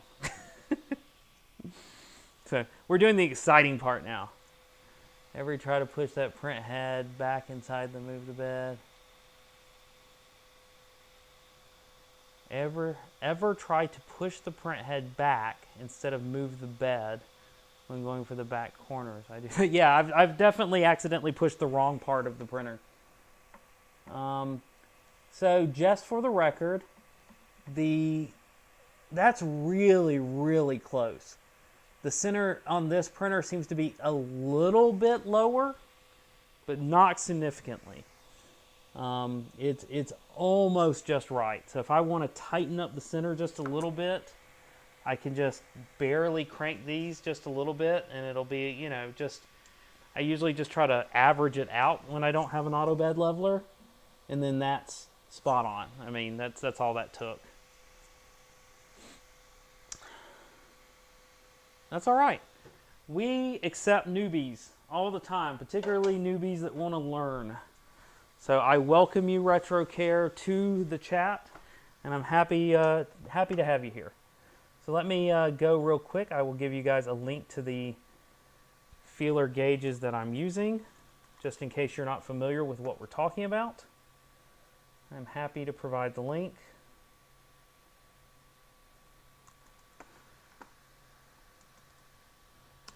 And there's the link to the feeler gauges if you want the ones I have. I'm not saying that the ones I bought are anything special. It's a 2-pack. It comes with both straight ones and curved ones, which the curved ones are terrific for printer beds. But take a look. If anyone has a problem with those, let me know. But there we go. Okay. So we are ready to print, right? Any arguments, or are people ready to see this thing go? 187 people watching. You guys are terrific. Thanks for sticking around so long. Nothing but growth on this stream so far. It's been terrific. Let's see how we're doing on channel subscribers. Oh, we haven't moved. So still at 12,973. So if we're going to hit it, we still have quite a bit more to go. Like I said, I wasn't really holding my breath. I don't want to belabor it too much. I'm going to turn off my heater here now. Let's go ahead and get a print going on this. I think we're good. How much of this can you see? I'm going to get closer before we start printing. Let me go ahead, back shot, give you guys something else to look at for a minute. You guys can look at my ugly mug. There we go. I didn't say subscribe for a free printer. Oh, for free printer filament. Thanks. There we go. Thank you, Tony. I'm glad. Give these a shot. Again, we were using, or I was using the 0.18, which is the closest those feeler gauges that I got come to 0.2. So the 0.18 millimeter feeler gauge works perfectly for leveling the bed if you don't feel comfortable doing it by sight, or if you're new to this and want something a little bit more precise than paper.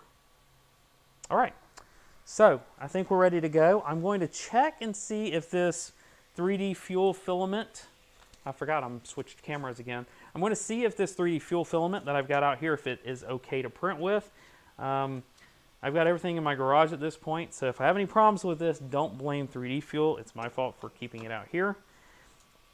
But we're going to do our usual here. We've got our filament. We are going to cut this at, I don't know, what degree do we say?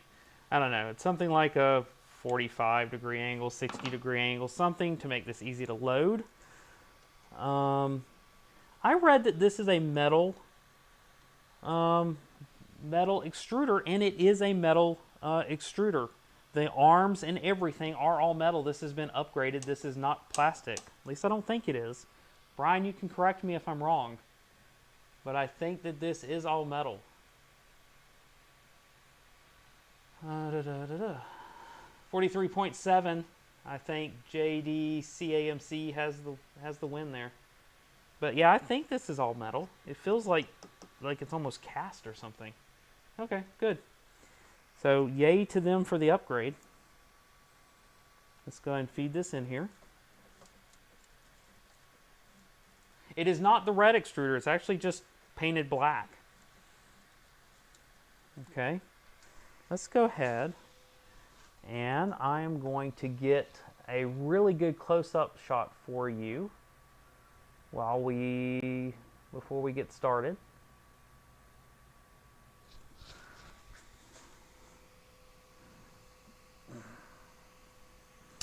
Which takes a second.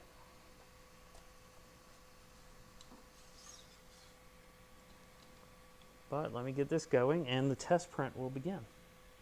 If there's a test print to be had, otherwise I'll be slicing one real time here.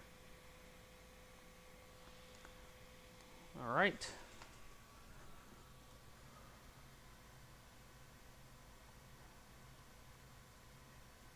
There we go.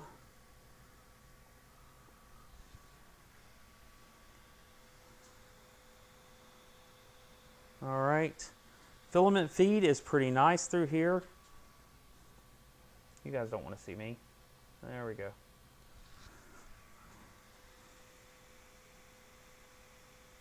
Okay. So filament feeds through the extruder down here, goes through the, and I really can't get this camera close enough because I really did think that this one would be good enough. I can get it closer, but I really want to get the print going because I don't want to hold this up. So let me go ahead and push this all the way through. And that has no problem. I do need to lift it up off the bed because now I'm squishing it in there. So let's move that axis up.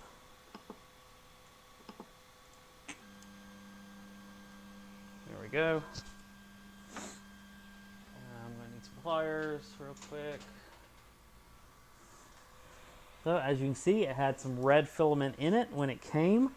I'm going to push this out till I get my orange. And we'll pull this off the bed.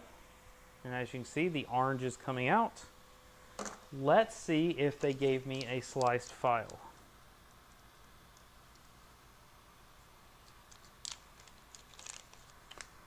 Yeah, it is feeding over the side of the pool. Okay, I see what you're saying.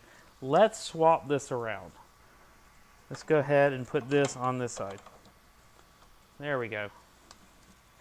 Good call. Now it goes straight. All I did was swap that. Thank you very much. It would have been fine, but this is better. Way better. That's nice. I like that. That's straight here, and that's much, much better. No, keep in mind, this is not the filament this came with. This is the filament that, that I'm using. I don't like to use their test filament when I do test prints because it's just garbage. There's no point in doing that. All right, let's see if there's a G-code file on this SD card. The SD card, micro SD, is way down here as usual. Goes in upside down. Let's see if we can find a print. Brian said he did not see one. Print from TF. What does TF stand for?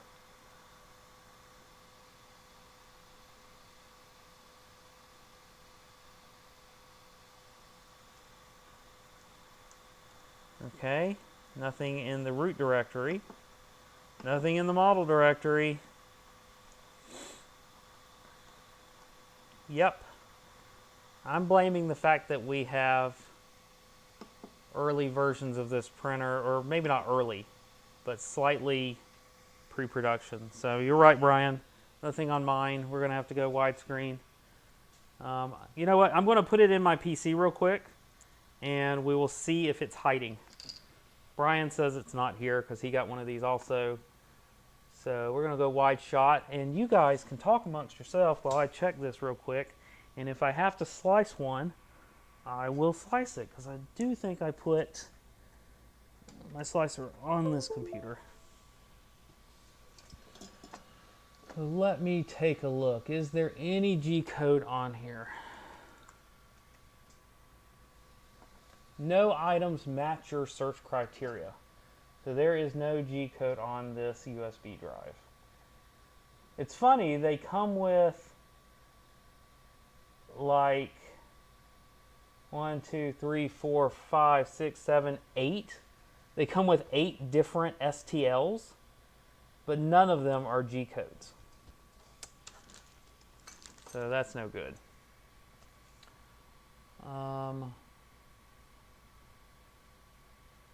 Oh, don't be nervous. There's no reason to be nervous. We'll get this. It won't take but a minute. Hopefully I did put Cura on here. I did. I have Cura 4.8 on here already. So I'm going to load up Cura, and we're going to slice this really fast. Hey, Dan. Good to see you. And here I was just asking myself, where is Dan? Dan's always here. And here he is. Sorry, guys. Oh, up to almost 200. This is riveting live streams where we are actually trying to get G-code sliced. So I'm loading it up here. This should only take a second, but I don't think I've actually loaded Cura on this machine. I installed it, but haven't actually had a chance to use it. Dan is in the car. Dan, don't wreck. This isn't worth it.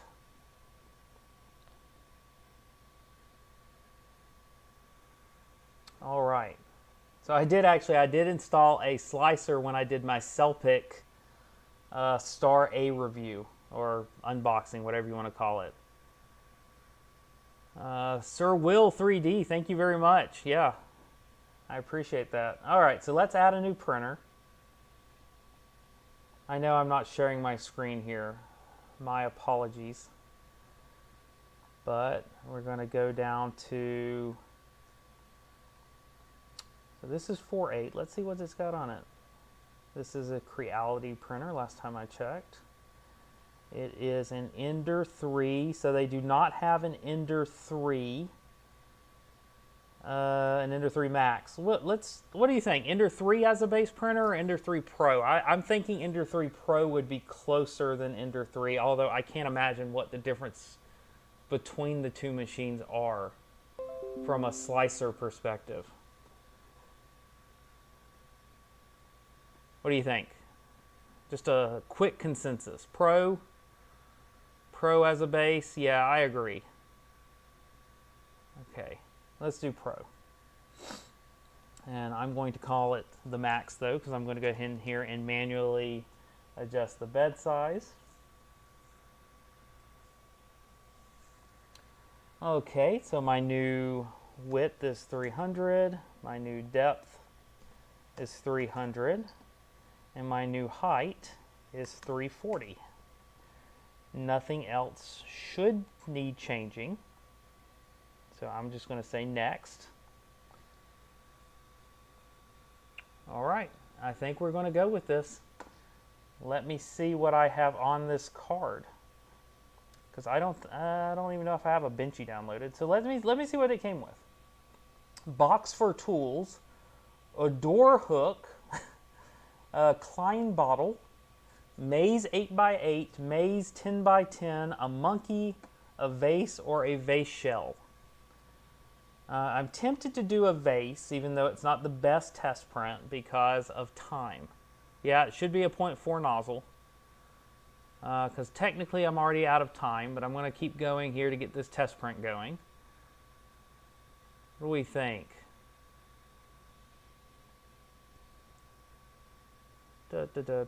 Anyone hear me about which model to do?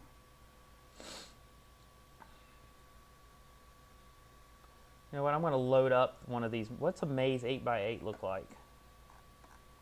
You know what, I'm going to do the maze. Vase?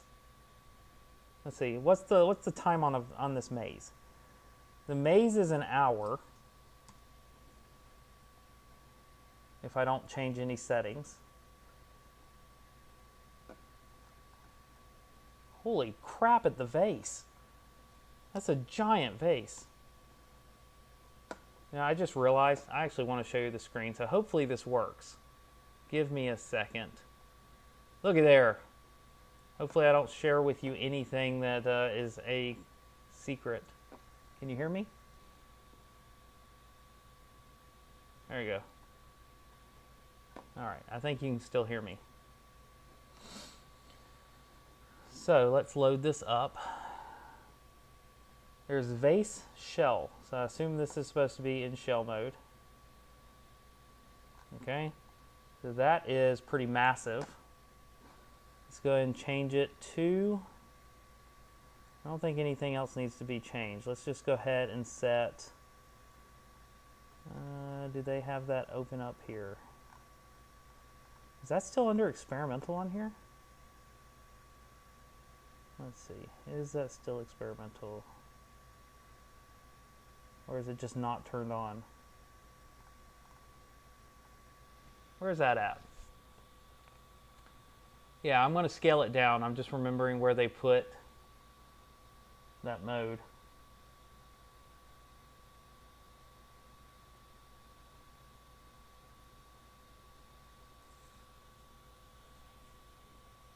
What do they call it? They call it something on this one. Search for it. What's it called?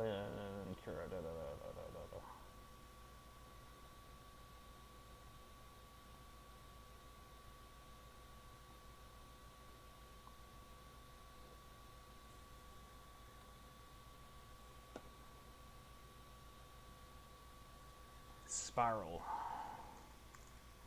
Yep, see, I knew that's what it was. They don't have it turned on by default, and I hadn't turned it on yet. And that is under special modes.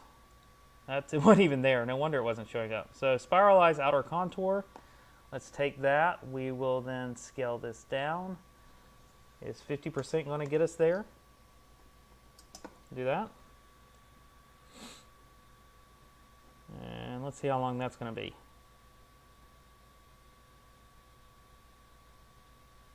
Two hours and 21 minutes. Why?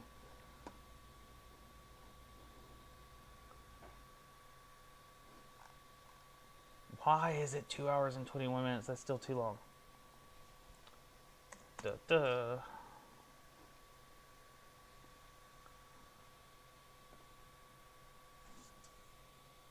Oh look, we've gotten so thin it doesn't matter. I think I need that other model. not the shell. Let's try this one. Scale it, 25. Yeah, that's the one we need. Otherwise, it's not going to work right.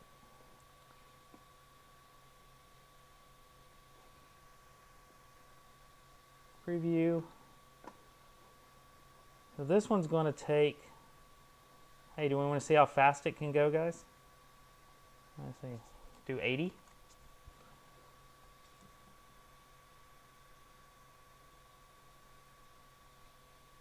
All right, 53 minutes for this one at 80. Any arguments? I'll give you guys a second to comment.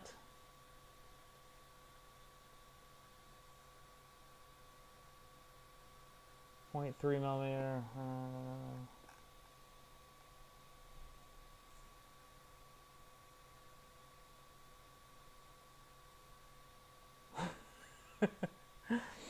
What is the wall speed? That's worth checking out. Wall speed's only 40. We don't want that, right? We want 80 on the wall speed.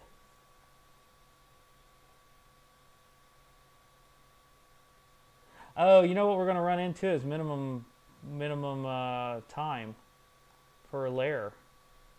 This is what happens when you have to slice your own. All right, we're doing it. We're just going to go for it here. It's not going to matter.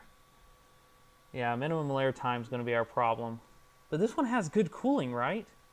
Minimum layer time, 5 seconds. There we go. Now we've got a 30-minute print.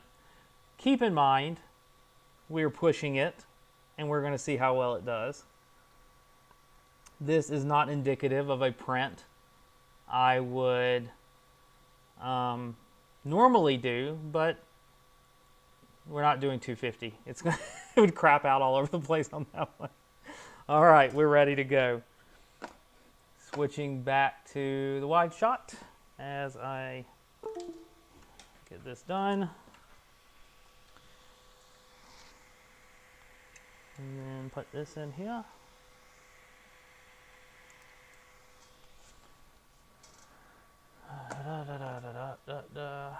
There we go. Everyone is on the edges of their seat, but we're losing people, so let's get going.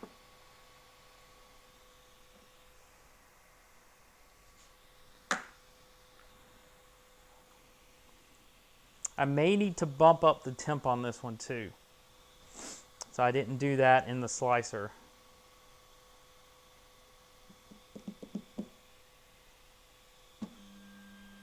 And there we go, we're already heated, so we don't waste any time there. I'm actually going to go ahead and bump up that nozzle temp to 210. We're printing faster, and I think this filament definitely can handle it without any problem. So we're going to bump that up a little bit. And a little bit off the bed there. Hopefully it's better in the center. Otherwise I'm going to be making adjustments. A little bit too high.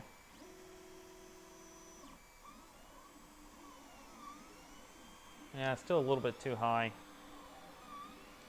I'm going to tighten it up a little bit. This is the perfect time to make little adjustments while it's printing that brim, or excuse me, the skirt.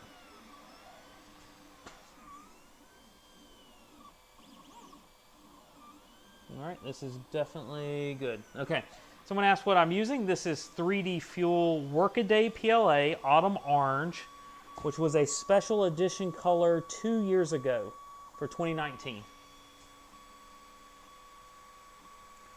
Hey Ram Design, good to see you. Thanks for joining us here today. Yep, keep in mind this printer is singing because I haven't replaced the board with the silent board yet. The silent board is the stock option. So as you hear, this one is a little loud. That will not be the case, hopefully, once I stick the silent board in here. But we did want to test it with the one that came with my review unit.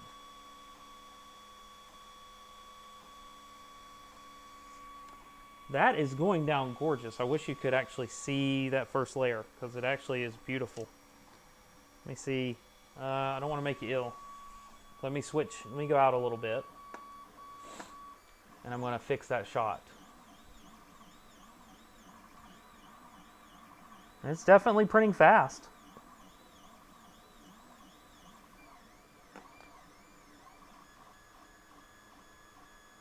It's going to print that next layer.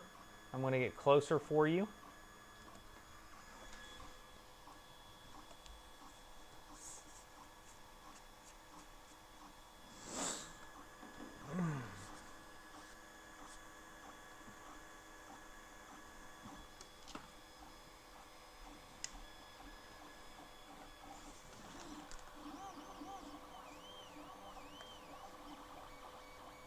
Okay. Almost got this ready. All right, switching over while I get it all set up. There we go.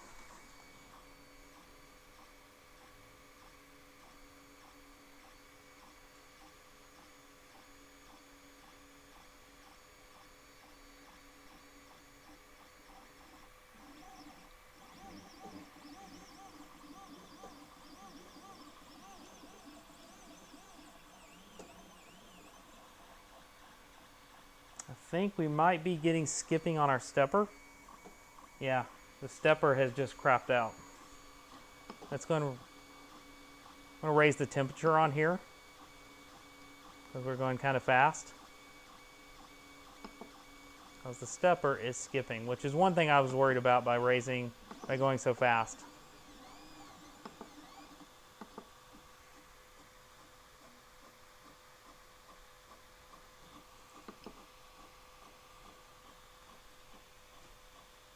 And I don't know what it's doing now. What is it doing now?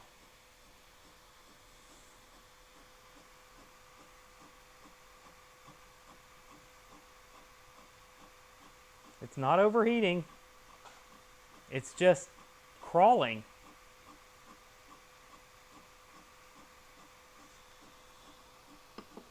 Yeah, the screen is also slow.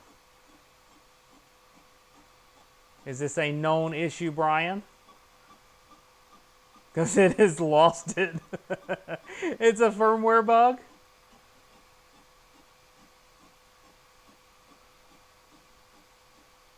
Did I try to do too many things at once?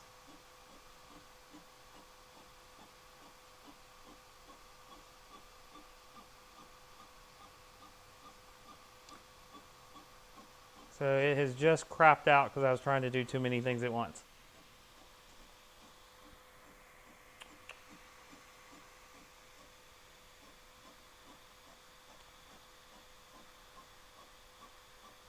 The board is stalling out, I agree. Okay, so what I'm going to do here, I'm going to go ahead and stop it. If I can, I guess I'm going to have to shut it off. No, it's a 32-bit board, but obviously their firmware is not quite ready to go. All right, so I guess I'm shutting it down and we're going to restart this real fast.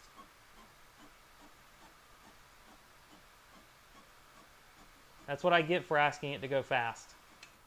All right. So let's go ahead, pull that up here. My daughters are over here on the sidelines dancing because they thought it was so rhythmic. They enjoyed that. It's not what we typically want to see on a 3D printer. So I'm going to go ahead and reslice this real fast with 220 as the temperature.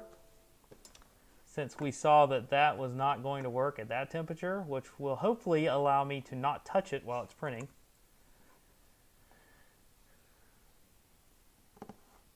Maze might have been better. Brian, were you only seeing that on the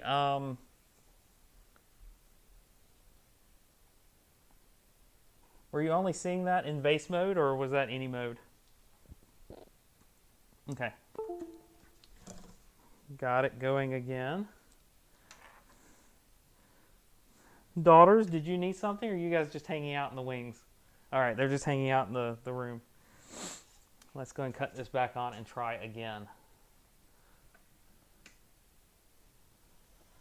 So I do think installing new firmware is definitely in the works here, because that's a weird issue.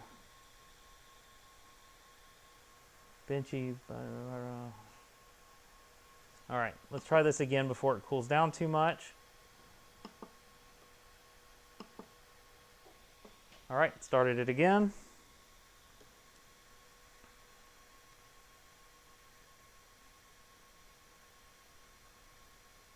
Yeah, it's Cura 480. No, not 0.3 layer height. It's still 0.2 layer height. What my daughters don't know is I'm about to put them on camera with them dancing. Just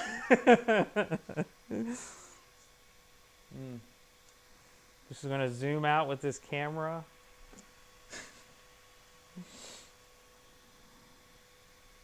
All right, this should cut back in real quick. The bed was still at 60. The Q stands for quality. Let's see. Oop.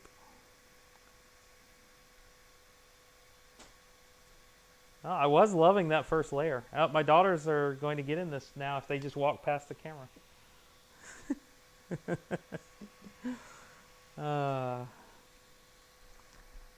There they are. There's Jaina.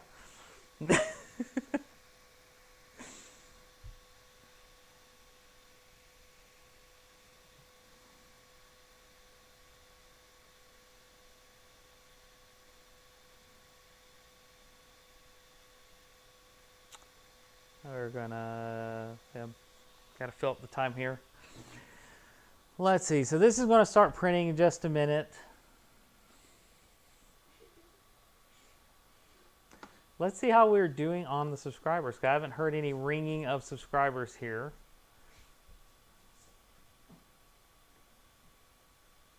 Ooh, we're at 87. 12,987. We need 13 more subscribers for that filament giveaway. The kids want airtime. Well, some of them do. Some of them are avoiding the camera like the plague. It's getting cold out here again.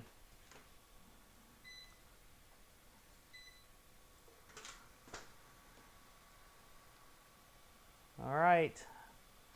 Who has not subscribed? We're trying to give away a spool of filament. We've got 13 more before this stream ends. We are at 189 viewers. That's terrific. Thanks, guys. Thanks for joining me here on the first Saturday of the new year.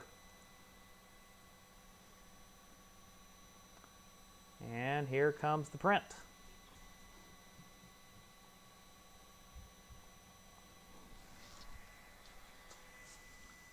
That's looking pretty good. I like that.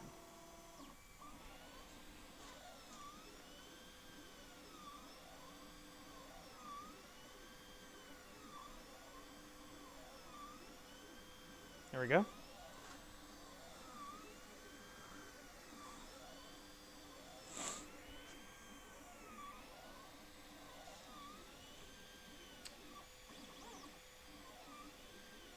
Yeah, I really like this color. Like I said, this was one that they ran just for last year, I think October, November time frame. It's called Autumn Orange, and it is a really nice color.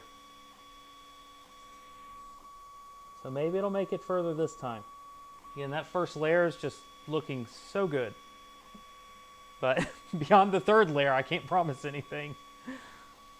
But I'm not going to touch the display this time in case that interrupting was messing it up. I would call it a reddish orange rather than a yellowish orange.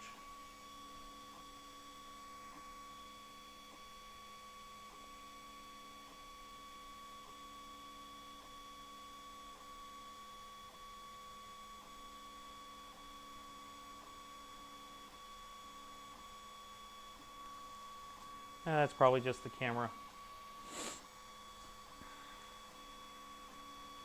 How far are we getting this time?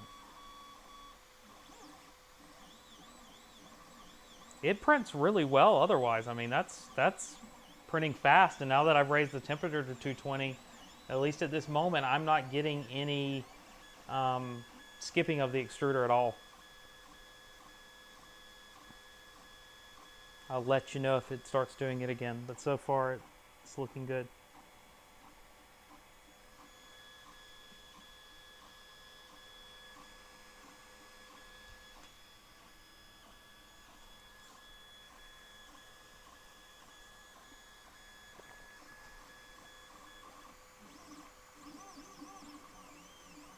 No, no, I'm still seeing the stream here. I'm watching it too. It seems to be doing just fine.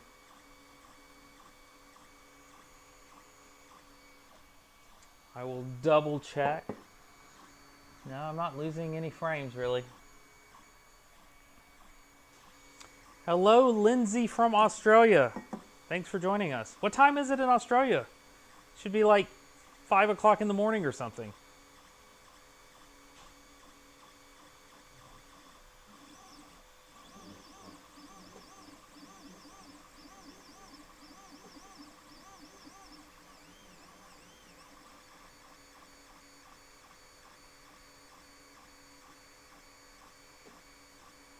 I'm still getting some skipping on this extruder.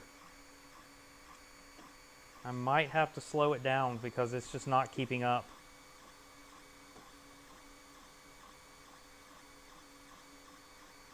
I don't know why.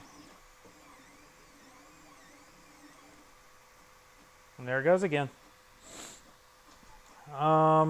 It is overloading the input buffer is my belief. I think what I'm seeing is that it's actually overloading the input buffer as it's trying to print. I probably have this set by default Cura settings. It's probably set to pretty small minimum segments. And I think that's what we're seeing, is it's overloading. They've got their firmware set up wrong. Not actually a fault of the printer, but a fault of whoever built this firmware. But that's just not going to keep going. This is a bad bug. No, I'm not UK based. Matthew asked, am I UK based? No, I'm in the East Coast of the United States. Same level, you're right. As soon as it hit these curves, it just loses it.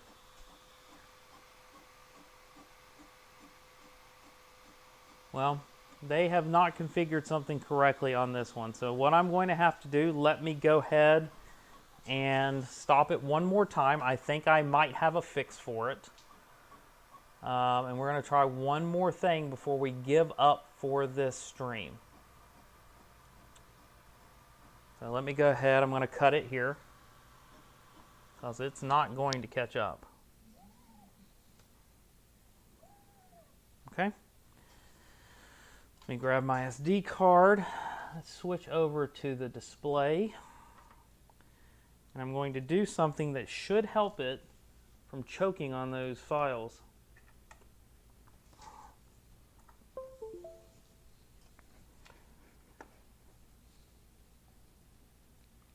I don't think it's a vase mode bug. I think it is a too many lines of G code hitting the printer at the same time and it not knowing how to buffer that correctly bug.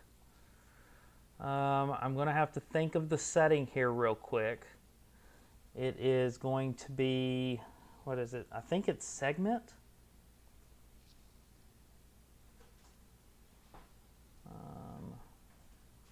What is that? It's not segment then. Minimum. So I'm going to find this setting here. There it is. No. That's resolution. Where are those? Someone's going to tell me what this is before I find it, hopefully. I talked about this on another one and on one of my videos, and I also saw it talked about on one of CNC Kitchen's videos. but let me see if I can find it.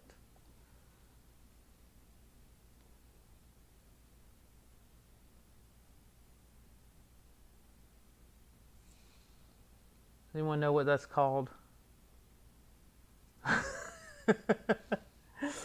I'm going to find this one way or the other. Let's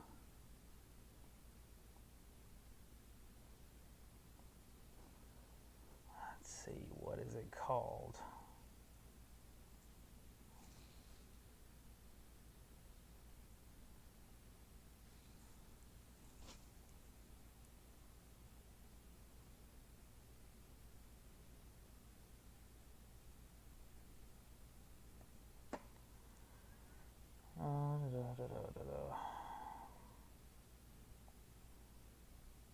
If you're all bored, my apologies, but the printer is not behaving and I'm trying to work around the bug so that we can get a good test print out of this printer. Just trying to figure out where they put that setting that I'm looking for.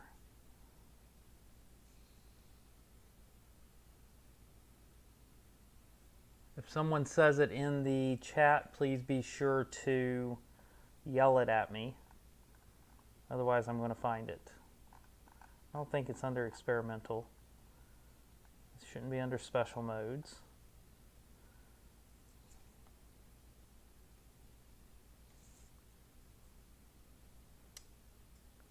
It may be the maximum resolution. Yeah, I think this is it, and the maximum deviation. Those are the two settings I'm looking for. It's maximum resolution and maximum deviation. And what that's going to do is it's going to control the size of the mesh that we're building for the G code. And since we're printing something round, it has to divide that round circle. It has to divide that into lines because current versions of the slicer and most versions of Marlin do not support arcs. And so it has to convert those into lines rather than circles. And so what I'm going to do is under these mesh fixes, you can actually change these maximum resolutions to slow it down to make sure that we're not sending too many to the printer. And so instead of 0.25 maximum resolution, I'm going to double that to 0.5. And on the maximum deviation, I'm going to double that to 0.05. And we're going to reslice that. I'm actually going to also slow down this print. I know I don't usually do two things at once, but I really want to see if I can get a print off of here, and then I'll work on a fix for everybody later. All right, so let's see if this workaround fixes it. I'm going to save that to my drive. I'm going to eject it because I really do think it's just screwing up those buffers. So back out to, yeah, all right. Let's give that a shot. Thanks for all for sticking with me. Obviously, the printer is not behaving, and I am doing my darndest to get the printer to work correctly.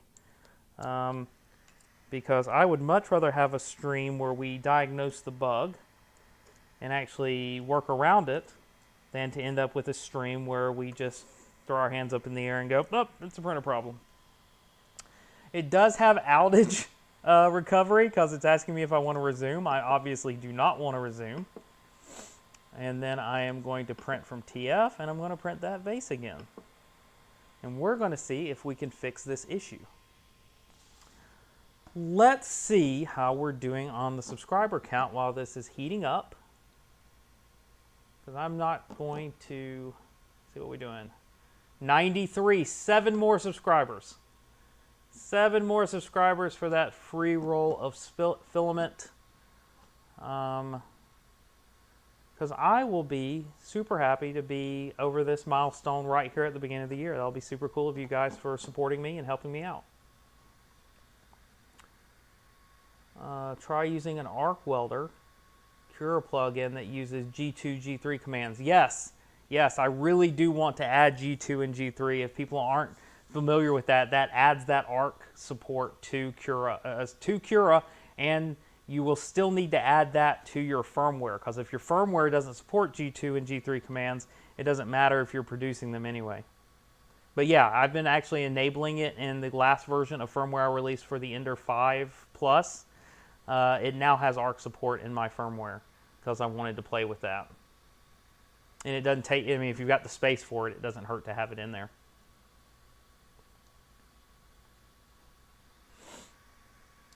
So,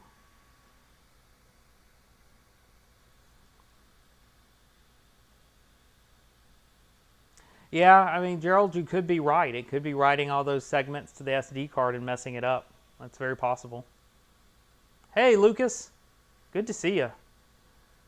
Welcome to the stream. We are still going here. Been pretty steady at 180 viewers. People coming in and out. Thank you very much. Oh, Dominique with the $4.99. Thank you so much for the super chat. I really appreciate that. Thank you very much.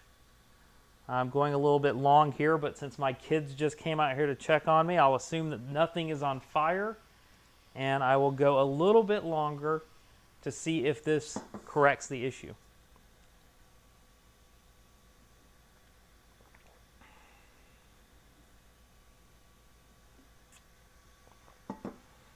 I do want to use Idea Maker.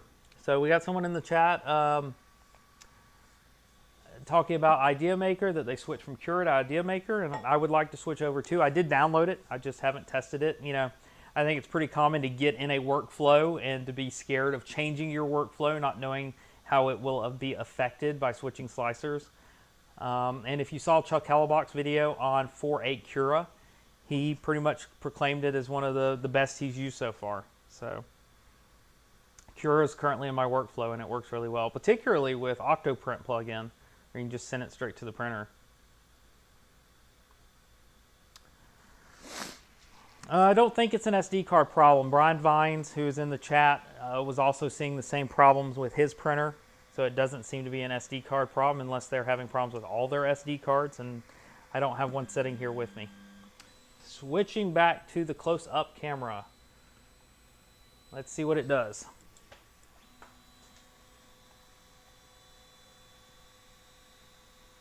So Brian primarily uses Prusa Slicer, which I tried once and never really got the workflow, so I didn't actually spend a lot of time on it. It's on me, not them.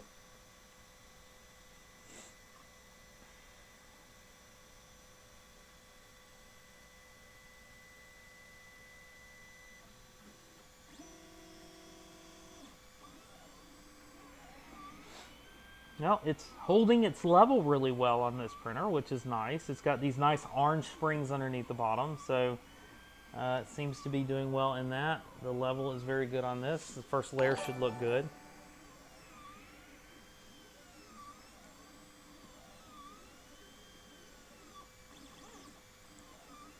Thank you, MC8D, for the super chat, the $10. Thank you so much. I appreciate it.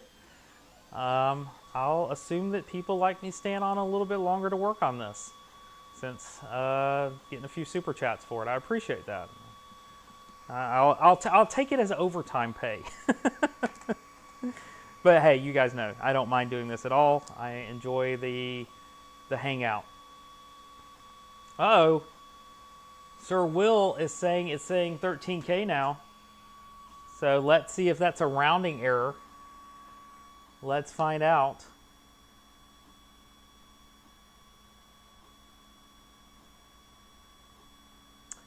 Will, I think it's rounding.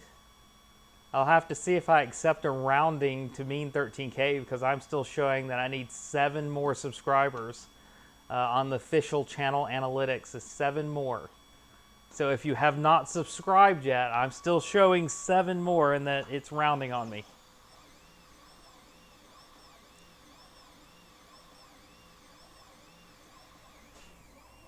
First layer is still looking good.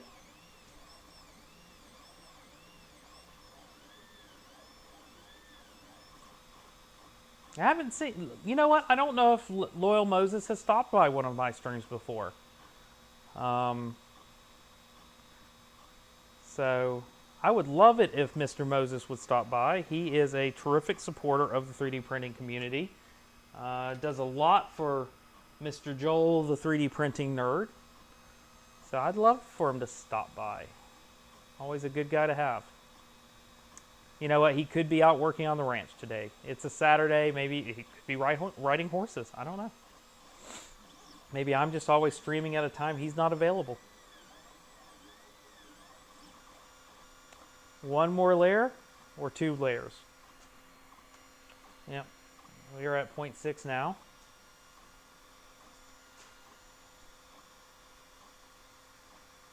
So Darren is wanting to know the ETA on that SKR Pro video, which I keep promising people.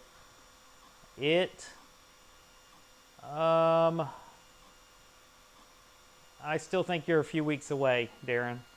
So if you need to buy that 1.4 while you wait, I guess I would say go ahead and do it. I'm guessing you're a few weeks away. It was going to be my next video, but something jumped ahead of it because I had a commitment.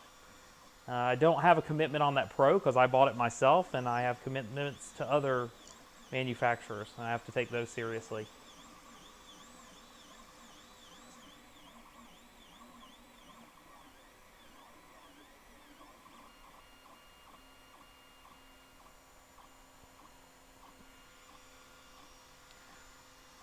On this print, I've had 1 skip on the extruder. I only heard 1. So again, I don't know if that's because I don't have the temperature quite dialed in for this filament yet, trying to go fast, or if the extruder is a bit under current on that on the extruder. It may need more current. Definitely not running hot. And there it goes again. So this is still not a fix. I think that's the same spot. So even throttling the G-code a bit will not get this through a will not get this through a print.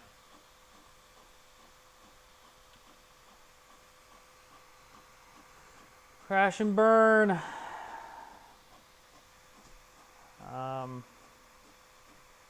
I'm getting a can't wait for the stream of the CR6 Max. Me either, because that's a big honking printer. I think I'll have to put my desk expansion on here to do that one.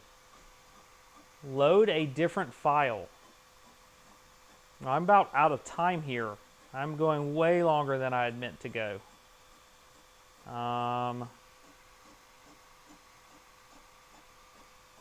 I mean, I've got 32-bit boards that do not have this issue, old curmudgeon, so it's definitely this printer and the way that they built this.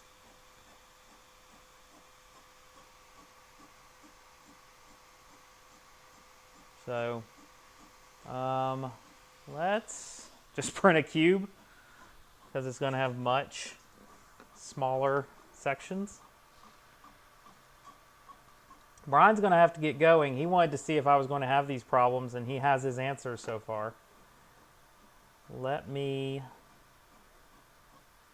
guess I'm going to have to stop this. Let me go ahead and stop it. Thanks, Brian, for dropping by. Thank you for all of your input as usual. And thank you for the super chat. That was super nice of you. I appreciate it. All right, Media Dog, I will send you some pics of this. Let me go ahead and cut this off again. And I am actually, let me go ahead.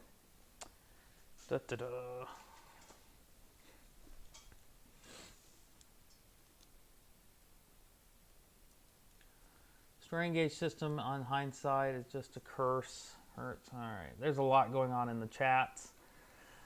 So 204 people. Now that we're getting towards the end of this stream, so many people joining me. I got 204 concurrent is what I'm seeing, 191 depending on which number you look at here. Let me go ahead and switch back to the wide angle so that I can talk to you. No, I think as much as I want to keep going on this, guys, you know I want to sit here and debug this and figure out what's going on. This is definitely a problem with this printer if you can't make it through a simple vase mode print to actually test something. And the last thing I want to do, I will go ahead to Creality's website. And I'm assuming Brian already did this, so I'm somewhat reluctant to even give it a shot. is I do want to go to Creality's website, make sure that they have not released an updated firmware. Because if they have, then it's on me to update my firmware. So I'll go to their official website. Let's go ahead and give you guys the display. Is there an Ender-5? See, an Ender-5 Max is still, or excuse me, Ender-3 Max printer. They have a BL Touch one. Ender-3 Max firmware, December 8th. Holy crap. So someone chime in about how big of a pain in the butt this is. That they would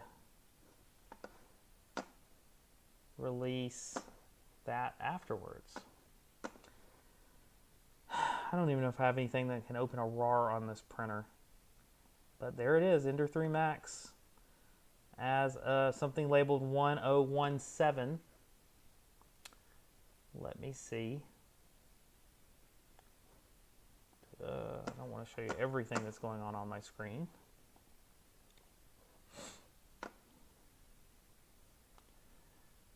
So let me see where we are real quick. I need to see how the channel's doing. Are we up to 13,000?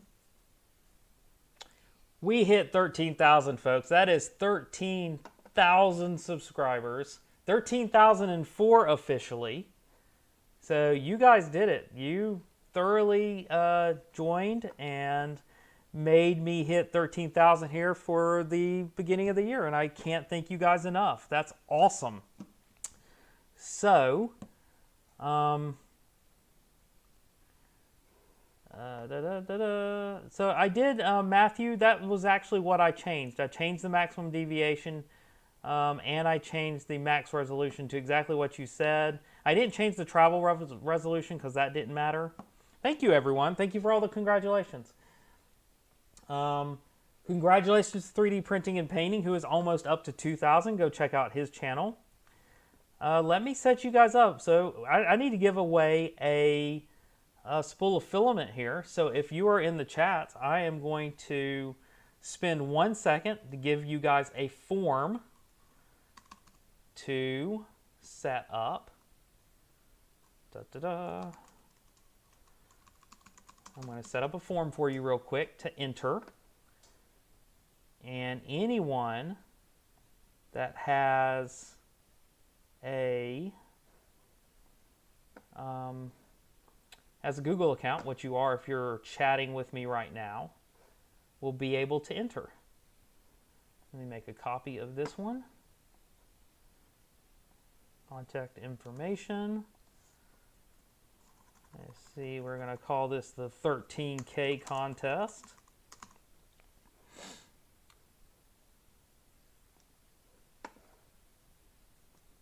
It is building the form right now.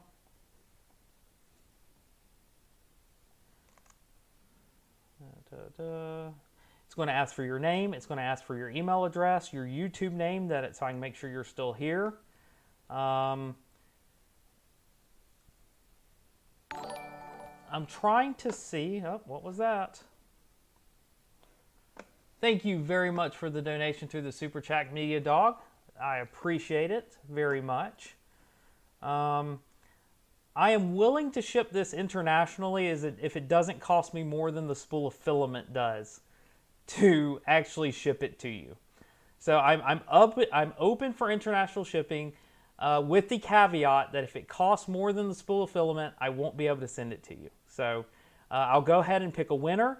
If that winner is unable to receive it because they're international, it costs too much, yada, yada, yada, I'll have to pick another winner at a later time. But I am asking for which country it's shipping to. So I think this is everything I need in terms of, let me get a link to this. Where's my link? Send. Link. Shorten. Copy. All right, and then we're going to see this come in. Hopefully this is what we need to do. I mean, it just doesn't make sense for me to send you a $30 full filament if it costs me another $30 or $40 to send it to you. So I apologize. Yeah, I know I'm not Joel, but we'll see if this crashes Google. There you go, everyone. There's the link. I'm going to pin that message. That is the link to sign up. I'm going to give everyone 10 minutes or so. So we'll go till 5:30, and then I'm going to have to sign off. Please enter. Just give me your information. Obviously, I'm using Google Forms. This information is not going to anyone else, and I have every intention on throwing those away as soon as I draw the name, because I don't need the information from you. I'm not selling this information at all.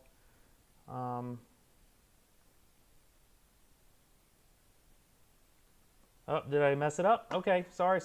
Let me take a look. There, it's on. It's fixed. Go ahead. I did not turn that on. So let's do it now. Sorry about that.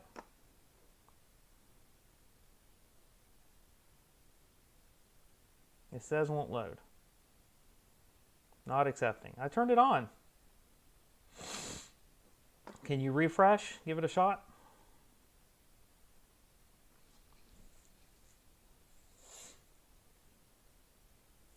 Oh, someone got in. I got it done.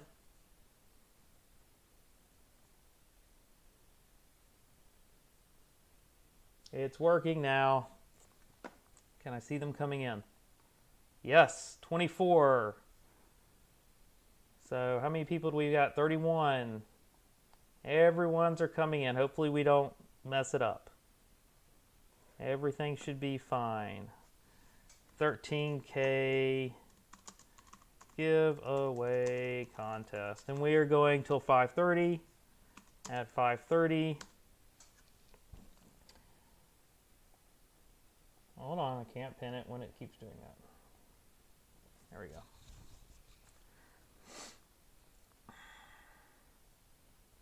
It's not USA, it's not US only unless the shipping gets too high. If the shipping for this one spool is over, $30, $35 and I can't ship it to you. I really want to ship it to you, but we know how international shipping can be. So we'll just see who wins it. I will take a look and see how much it costs to ship it to you. We will talk in email. If it's just prohibitively expensive to get it to you, or maybe the taxes are going to be too high or whatever in your area, then I'll have to ship it to someone else. Do you have a link to the newest E5P firmware? Is it the one on GitHub? The latest one I released was, what was it? 2. Oh man, that's what I get for. It's on my community page. So if you follow YouTube and go to my community page, you should find it. That's the best way for me to tell you to find it, or you can find it on my Facebook page, or there are several ways to get to it.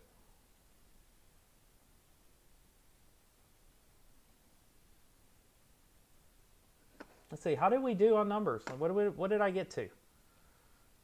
I am up to 13,004. I'm really impressed. Thank you so much. I'm humbled. I'm humbled, honestly. Thank you so much. I'm glad the stream's been fun today. Sorry that the printer did not go as planned. I did what I could to try to make it print, at least in a short amount of time here. I'm going to do the firmware upgrade. So as we saw, there is a firmware upgrade on here that is labeled 1.0.1.7, which again is still not it's not a Marlin firmware release, I promise you. So I'm going to try that. I'm also going to put my silent board in here, and I will give you guys an update very soon as I get this tested. I'll probably get it tested tonight. I'm going to spend the rest of the evening with my kids since I'm dadding alone for the next week or so while my wife's out of town. But I'll do this after they go to bed tonight. So we'll give it a shot. You know what? just Happy New Year. 2 spools. Let's do 2 spools. Again, these are out of my own collection. I'm going to pick 2 filament 1 spools out of my pack and do 2 spools. How about that? Let's do 2. You guys have been awesome today. You guys have stuck around way longer than I had planned to even stream, and you're still here, and you helped me get to 13,000, so let's do something cool. Let me figure out what I've got here to give away. Let's do something awesome. How about this one? Let's do a filament 1 flash orange. There we do. There's one. No, this is not you get a spool, you get a spool, you get a spool. This is not Oprah. Let's turn this around here so everybody can see what's going on. Let's do, there's no quiz. This is just a giveaway. People got me to 13,000 subscribers during this stream. I'm giving away 2 spools of filament directly from my stash of unopened filament. I have that orange one, and let's find one more that is unopened so that we can give away something else cool. Let's see, what do I like? What do I like? This one open? All right. This is another good one. All right. So I've got 2 spools. I have the orange one, which is this beautiful flash orange. It's bright. It's awesome. And I have a mint colored filament. So this is, again, this is filament 1 Pro Select Mint. That's not a see-through bag. So there's Pro Select Mint. And those are the 2 I'm giving away. I will cover shipping again, as long as shipping doesn't go over the price of the filament, which happened in my last giveaway. I sent out some of those flex plates to the UK, and they cost more than the flex plates cost, and it just was not worth sending them out to those guys. I could have given them the money and said, go buy a flex plate. And I'd give you the money, but then there's tax implications, and I'm not going into that. So here we go. What are we at? We got 2 more minutes. If you have not entered the giveaway, there's a pinned link up at the top. You need to fill out that Google form. Give me your information. Again, I'm deleting the information after the contest. This is not for me. This is just so I can draw names and pick a winner. So, yes, I will ship as a gift, of course, because it is a gift. That will keep the taxes from you, but as we know, shipping this overseas can get expensive.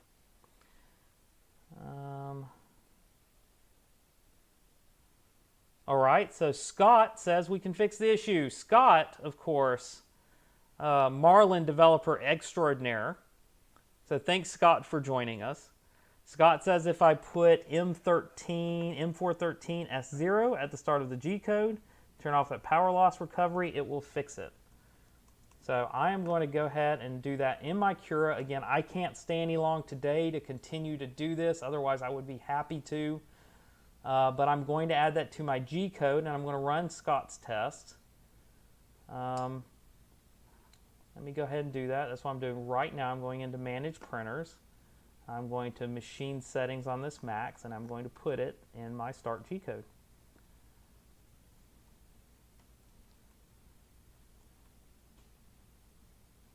All right, so now that is in my Start G code. Thanks, Scott, for joining us. And I will try that print after I get off this stream. What type of monitor am I using? I love these. I've got 2 of them here, as you can see. This is one monitor, and I've got an actual 4K one back here. But these are portable monitors. They are awesome. They have multiple different types of inputs. I 3D printed this little stand for it because it's better than the one it comes with. This is by Boss Touch. I can give you a link to it. But I've got both the standard, 1080p one, and I've got a 4K one back here for another project I'm working on. So I like those monitors. Let's see. Just stay another 30 minutes. Okay, so we are at 5:30 now. I'm about to cut this off. If you have not sent in the questionnaire that just asks for your basic information, you're about out of time. I will do CR6 Max next weekend, I hope. I can't swear to that because my schedule's kind of up in the air, but I'm going to try to do the CR6 Max next weekend. There's a lot of chat going on, so I'm trying to keep up. Let's see. Do I always print on glass? If you're asking me, yes, I always print on glass. What I've started using is the Vision Miner nanopolymer adhesive. It's expensive, but it lasts a lot. It lasts a long time, and nothing sticks better than that nanopolymer adhesive. So, all right, so here we go. I'm about to cut off the contest. If you have not entered, your time is just about up. I have 90 responses according to this. Everyone entered. If you have not entered. So I like the glass that comes with the Creality printers, and other than that, I just buy mirror myself. I can get mirror at Lowe's here in the United States. Okay, I'm going to cut this off. 90 responses, no longer accepting responses. I'm going to refresh to make sure they all came in. Yep, I have 90 people entered. Let me go ahead and get my wheel of names. And I'm going to go ahead and get all of the names from that form.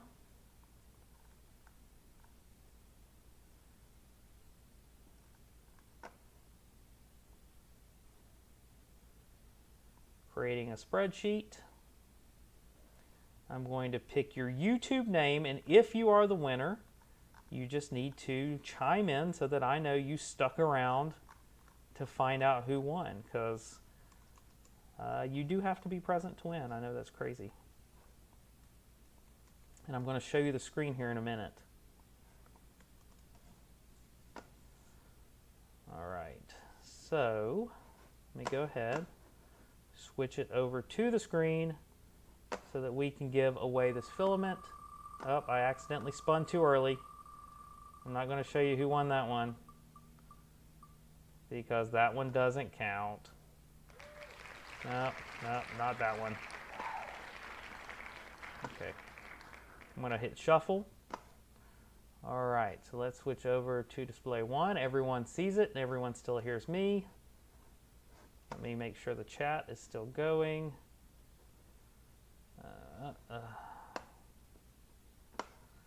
Everyone good?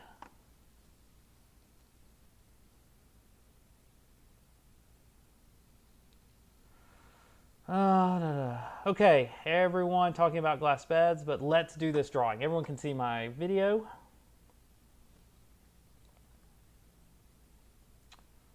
All right, here we go. I'm going to do a couple of shuffles. This is all 90 people. As you can see, we got 90 entries right here, and we're going to pick 2 names. And again, if there's any problems with shipping it to you because you're not in the U.S., I'll send out emails and we will converse. Hope you understand. Let's do this. That is not the right button. Let's close that out. Okay. What do we do? Where do I click? I've done this before, I swear. Do we just click it? Let's go. There we go. Here's number 1.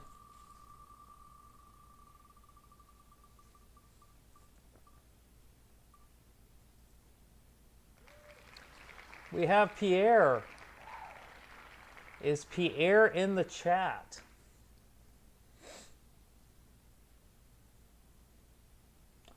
I just need a Pierre to say hello, that you're still here.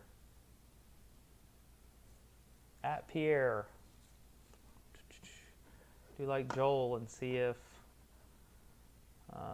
is Pierre here? There we go. There's Pierre. I will be contacting you later about winning. So give me 2 seconds.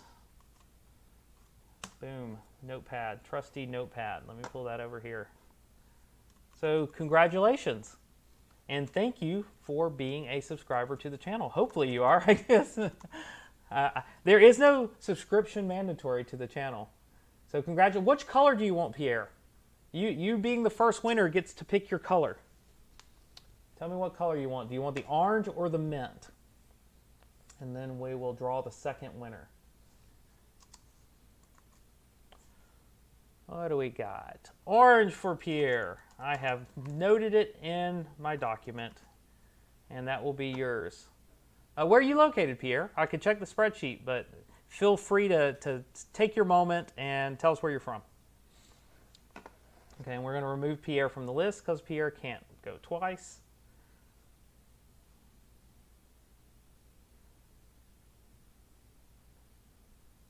Oh, sorry, it's too late to enter it at this point because that's going to get crazy.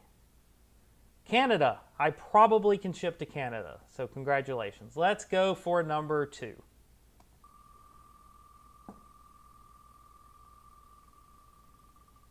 Number 2 says Chris Travis. Chris Travis, you are winner number 2, and I'm pretty sure you're still here. Let's go ahead and see. You've got to follow the same rules, though. Let's see. And you will get the mint. Let's see. Chris, show me you're still here in the chat.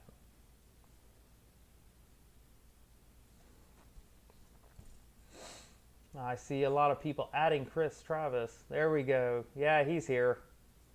Congratulations, Chris. Thank you for joining me here and a lot of my live streams. Good job. So that is it. That is going to be it for this one. I am going to go ahead and hopefully everybody will stick around for a minute for my sign off, and then we will be done for today. So thank you so much, everyone. You have been a terrific live stream. This one's been a whole lot of fun. As we saw, the printer didn't do great because as we believe that it is trying to write those save points to the SD card, it is having a problem doing that. It didn't matter really how much we divided up that file. We tried that in the slicer. That didn't work. I'm going to take a look at, first of all, I'm going to do what was suggested and go ahead and pull out that save option using the command that was suggested. I'm going to see if that fixes it. Then I'm also going to try the updated firmware that was on Creality's website, because if they haven't updated firmware, it's my job to do the upgrade, although they shouldn't have shipped with something that dies like that. But maybe they aren't shipping with that one. Maybe they're actually shipping with that new one that they have. So I'll give them the benefit of the doubt. I'm going to switch out my silent board, switch out that firmware. I will post some of the prints both to my community tab. If you're a subscriber, you'll get those. You'll also see them on Twitter, maybe Facebook, although I don't usually do a whole lot of Facebook posts like that. But yes, Chris Travis wants information on these monitors. Let me go ahead and do that real quick because that won't take but a second. If you have to go and you're not interested in any of these links, I appreciate you dropping by. It has been an absolute pleasure to have you here today. This has been a terrific way to start off the year, and I'm going to do my best to make it back next weekend and check out that CR6 Max. And that'll be the biggest printer I own in terms of just surface area. So again, here are the links to the printers if you are interested, or excuse me, to the monitors. If you're interested in these monitors, these portable monitors, which like I said, I absolutely love them because I do a lot of coding and a lot of projects, and they're terrific for that sort of thing. So right now, this is the one to the 4K monitor. So if you want the 4K portable monitor, there's the link. And if you are interested in the 1080p monitor, if it's still available. Okay, the 1080p monitor is no longer available. You know how some of these products go out of stock, but check out the 4K one. It's been terrific. And they do have a 1080p version of that 4K one as well, I think from the same manufacturer, that UPerfect manufacturer. So check that out. Yeah, I use them to extend my laptop. I use them here because I can just load it up on the desk. It doesn't take up my workspace all the time. And I do have one back here on my workbench, which I'm actually thinking of mounting back up here on the end. So anyway, thanks for joining me here, as always. Anyway, where's it at? Where's it at? Where's it at? Where's it at? I'm not going to find it because those links look the same. Anyway, as always, I'm Chris. This has been Kersey Fabrications, and I hope you have a safe and happy 2021, and I hope to see you next weekend.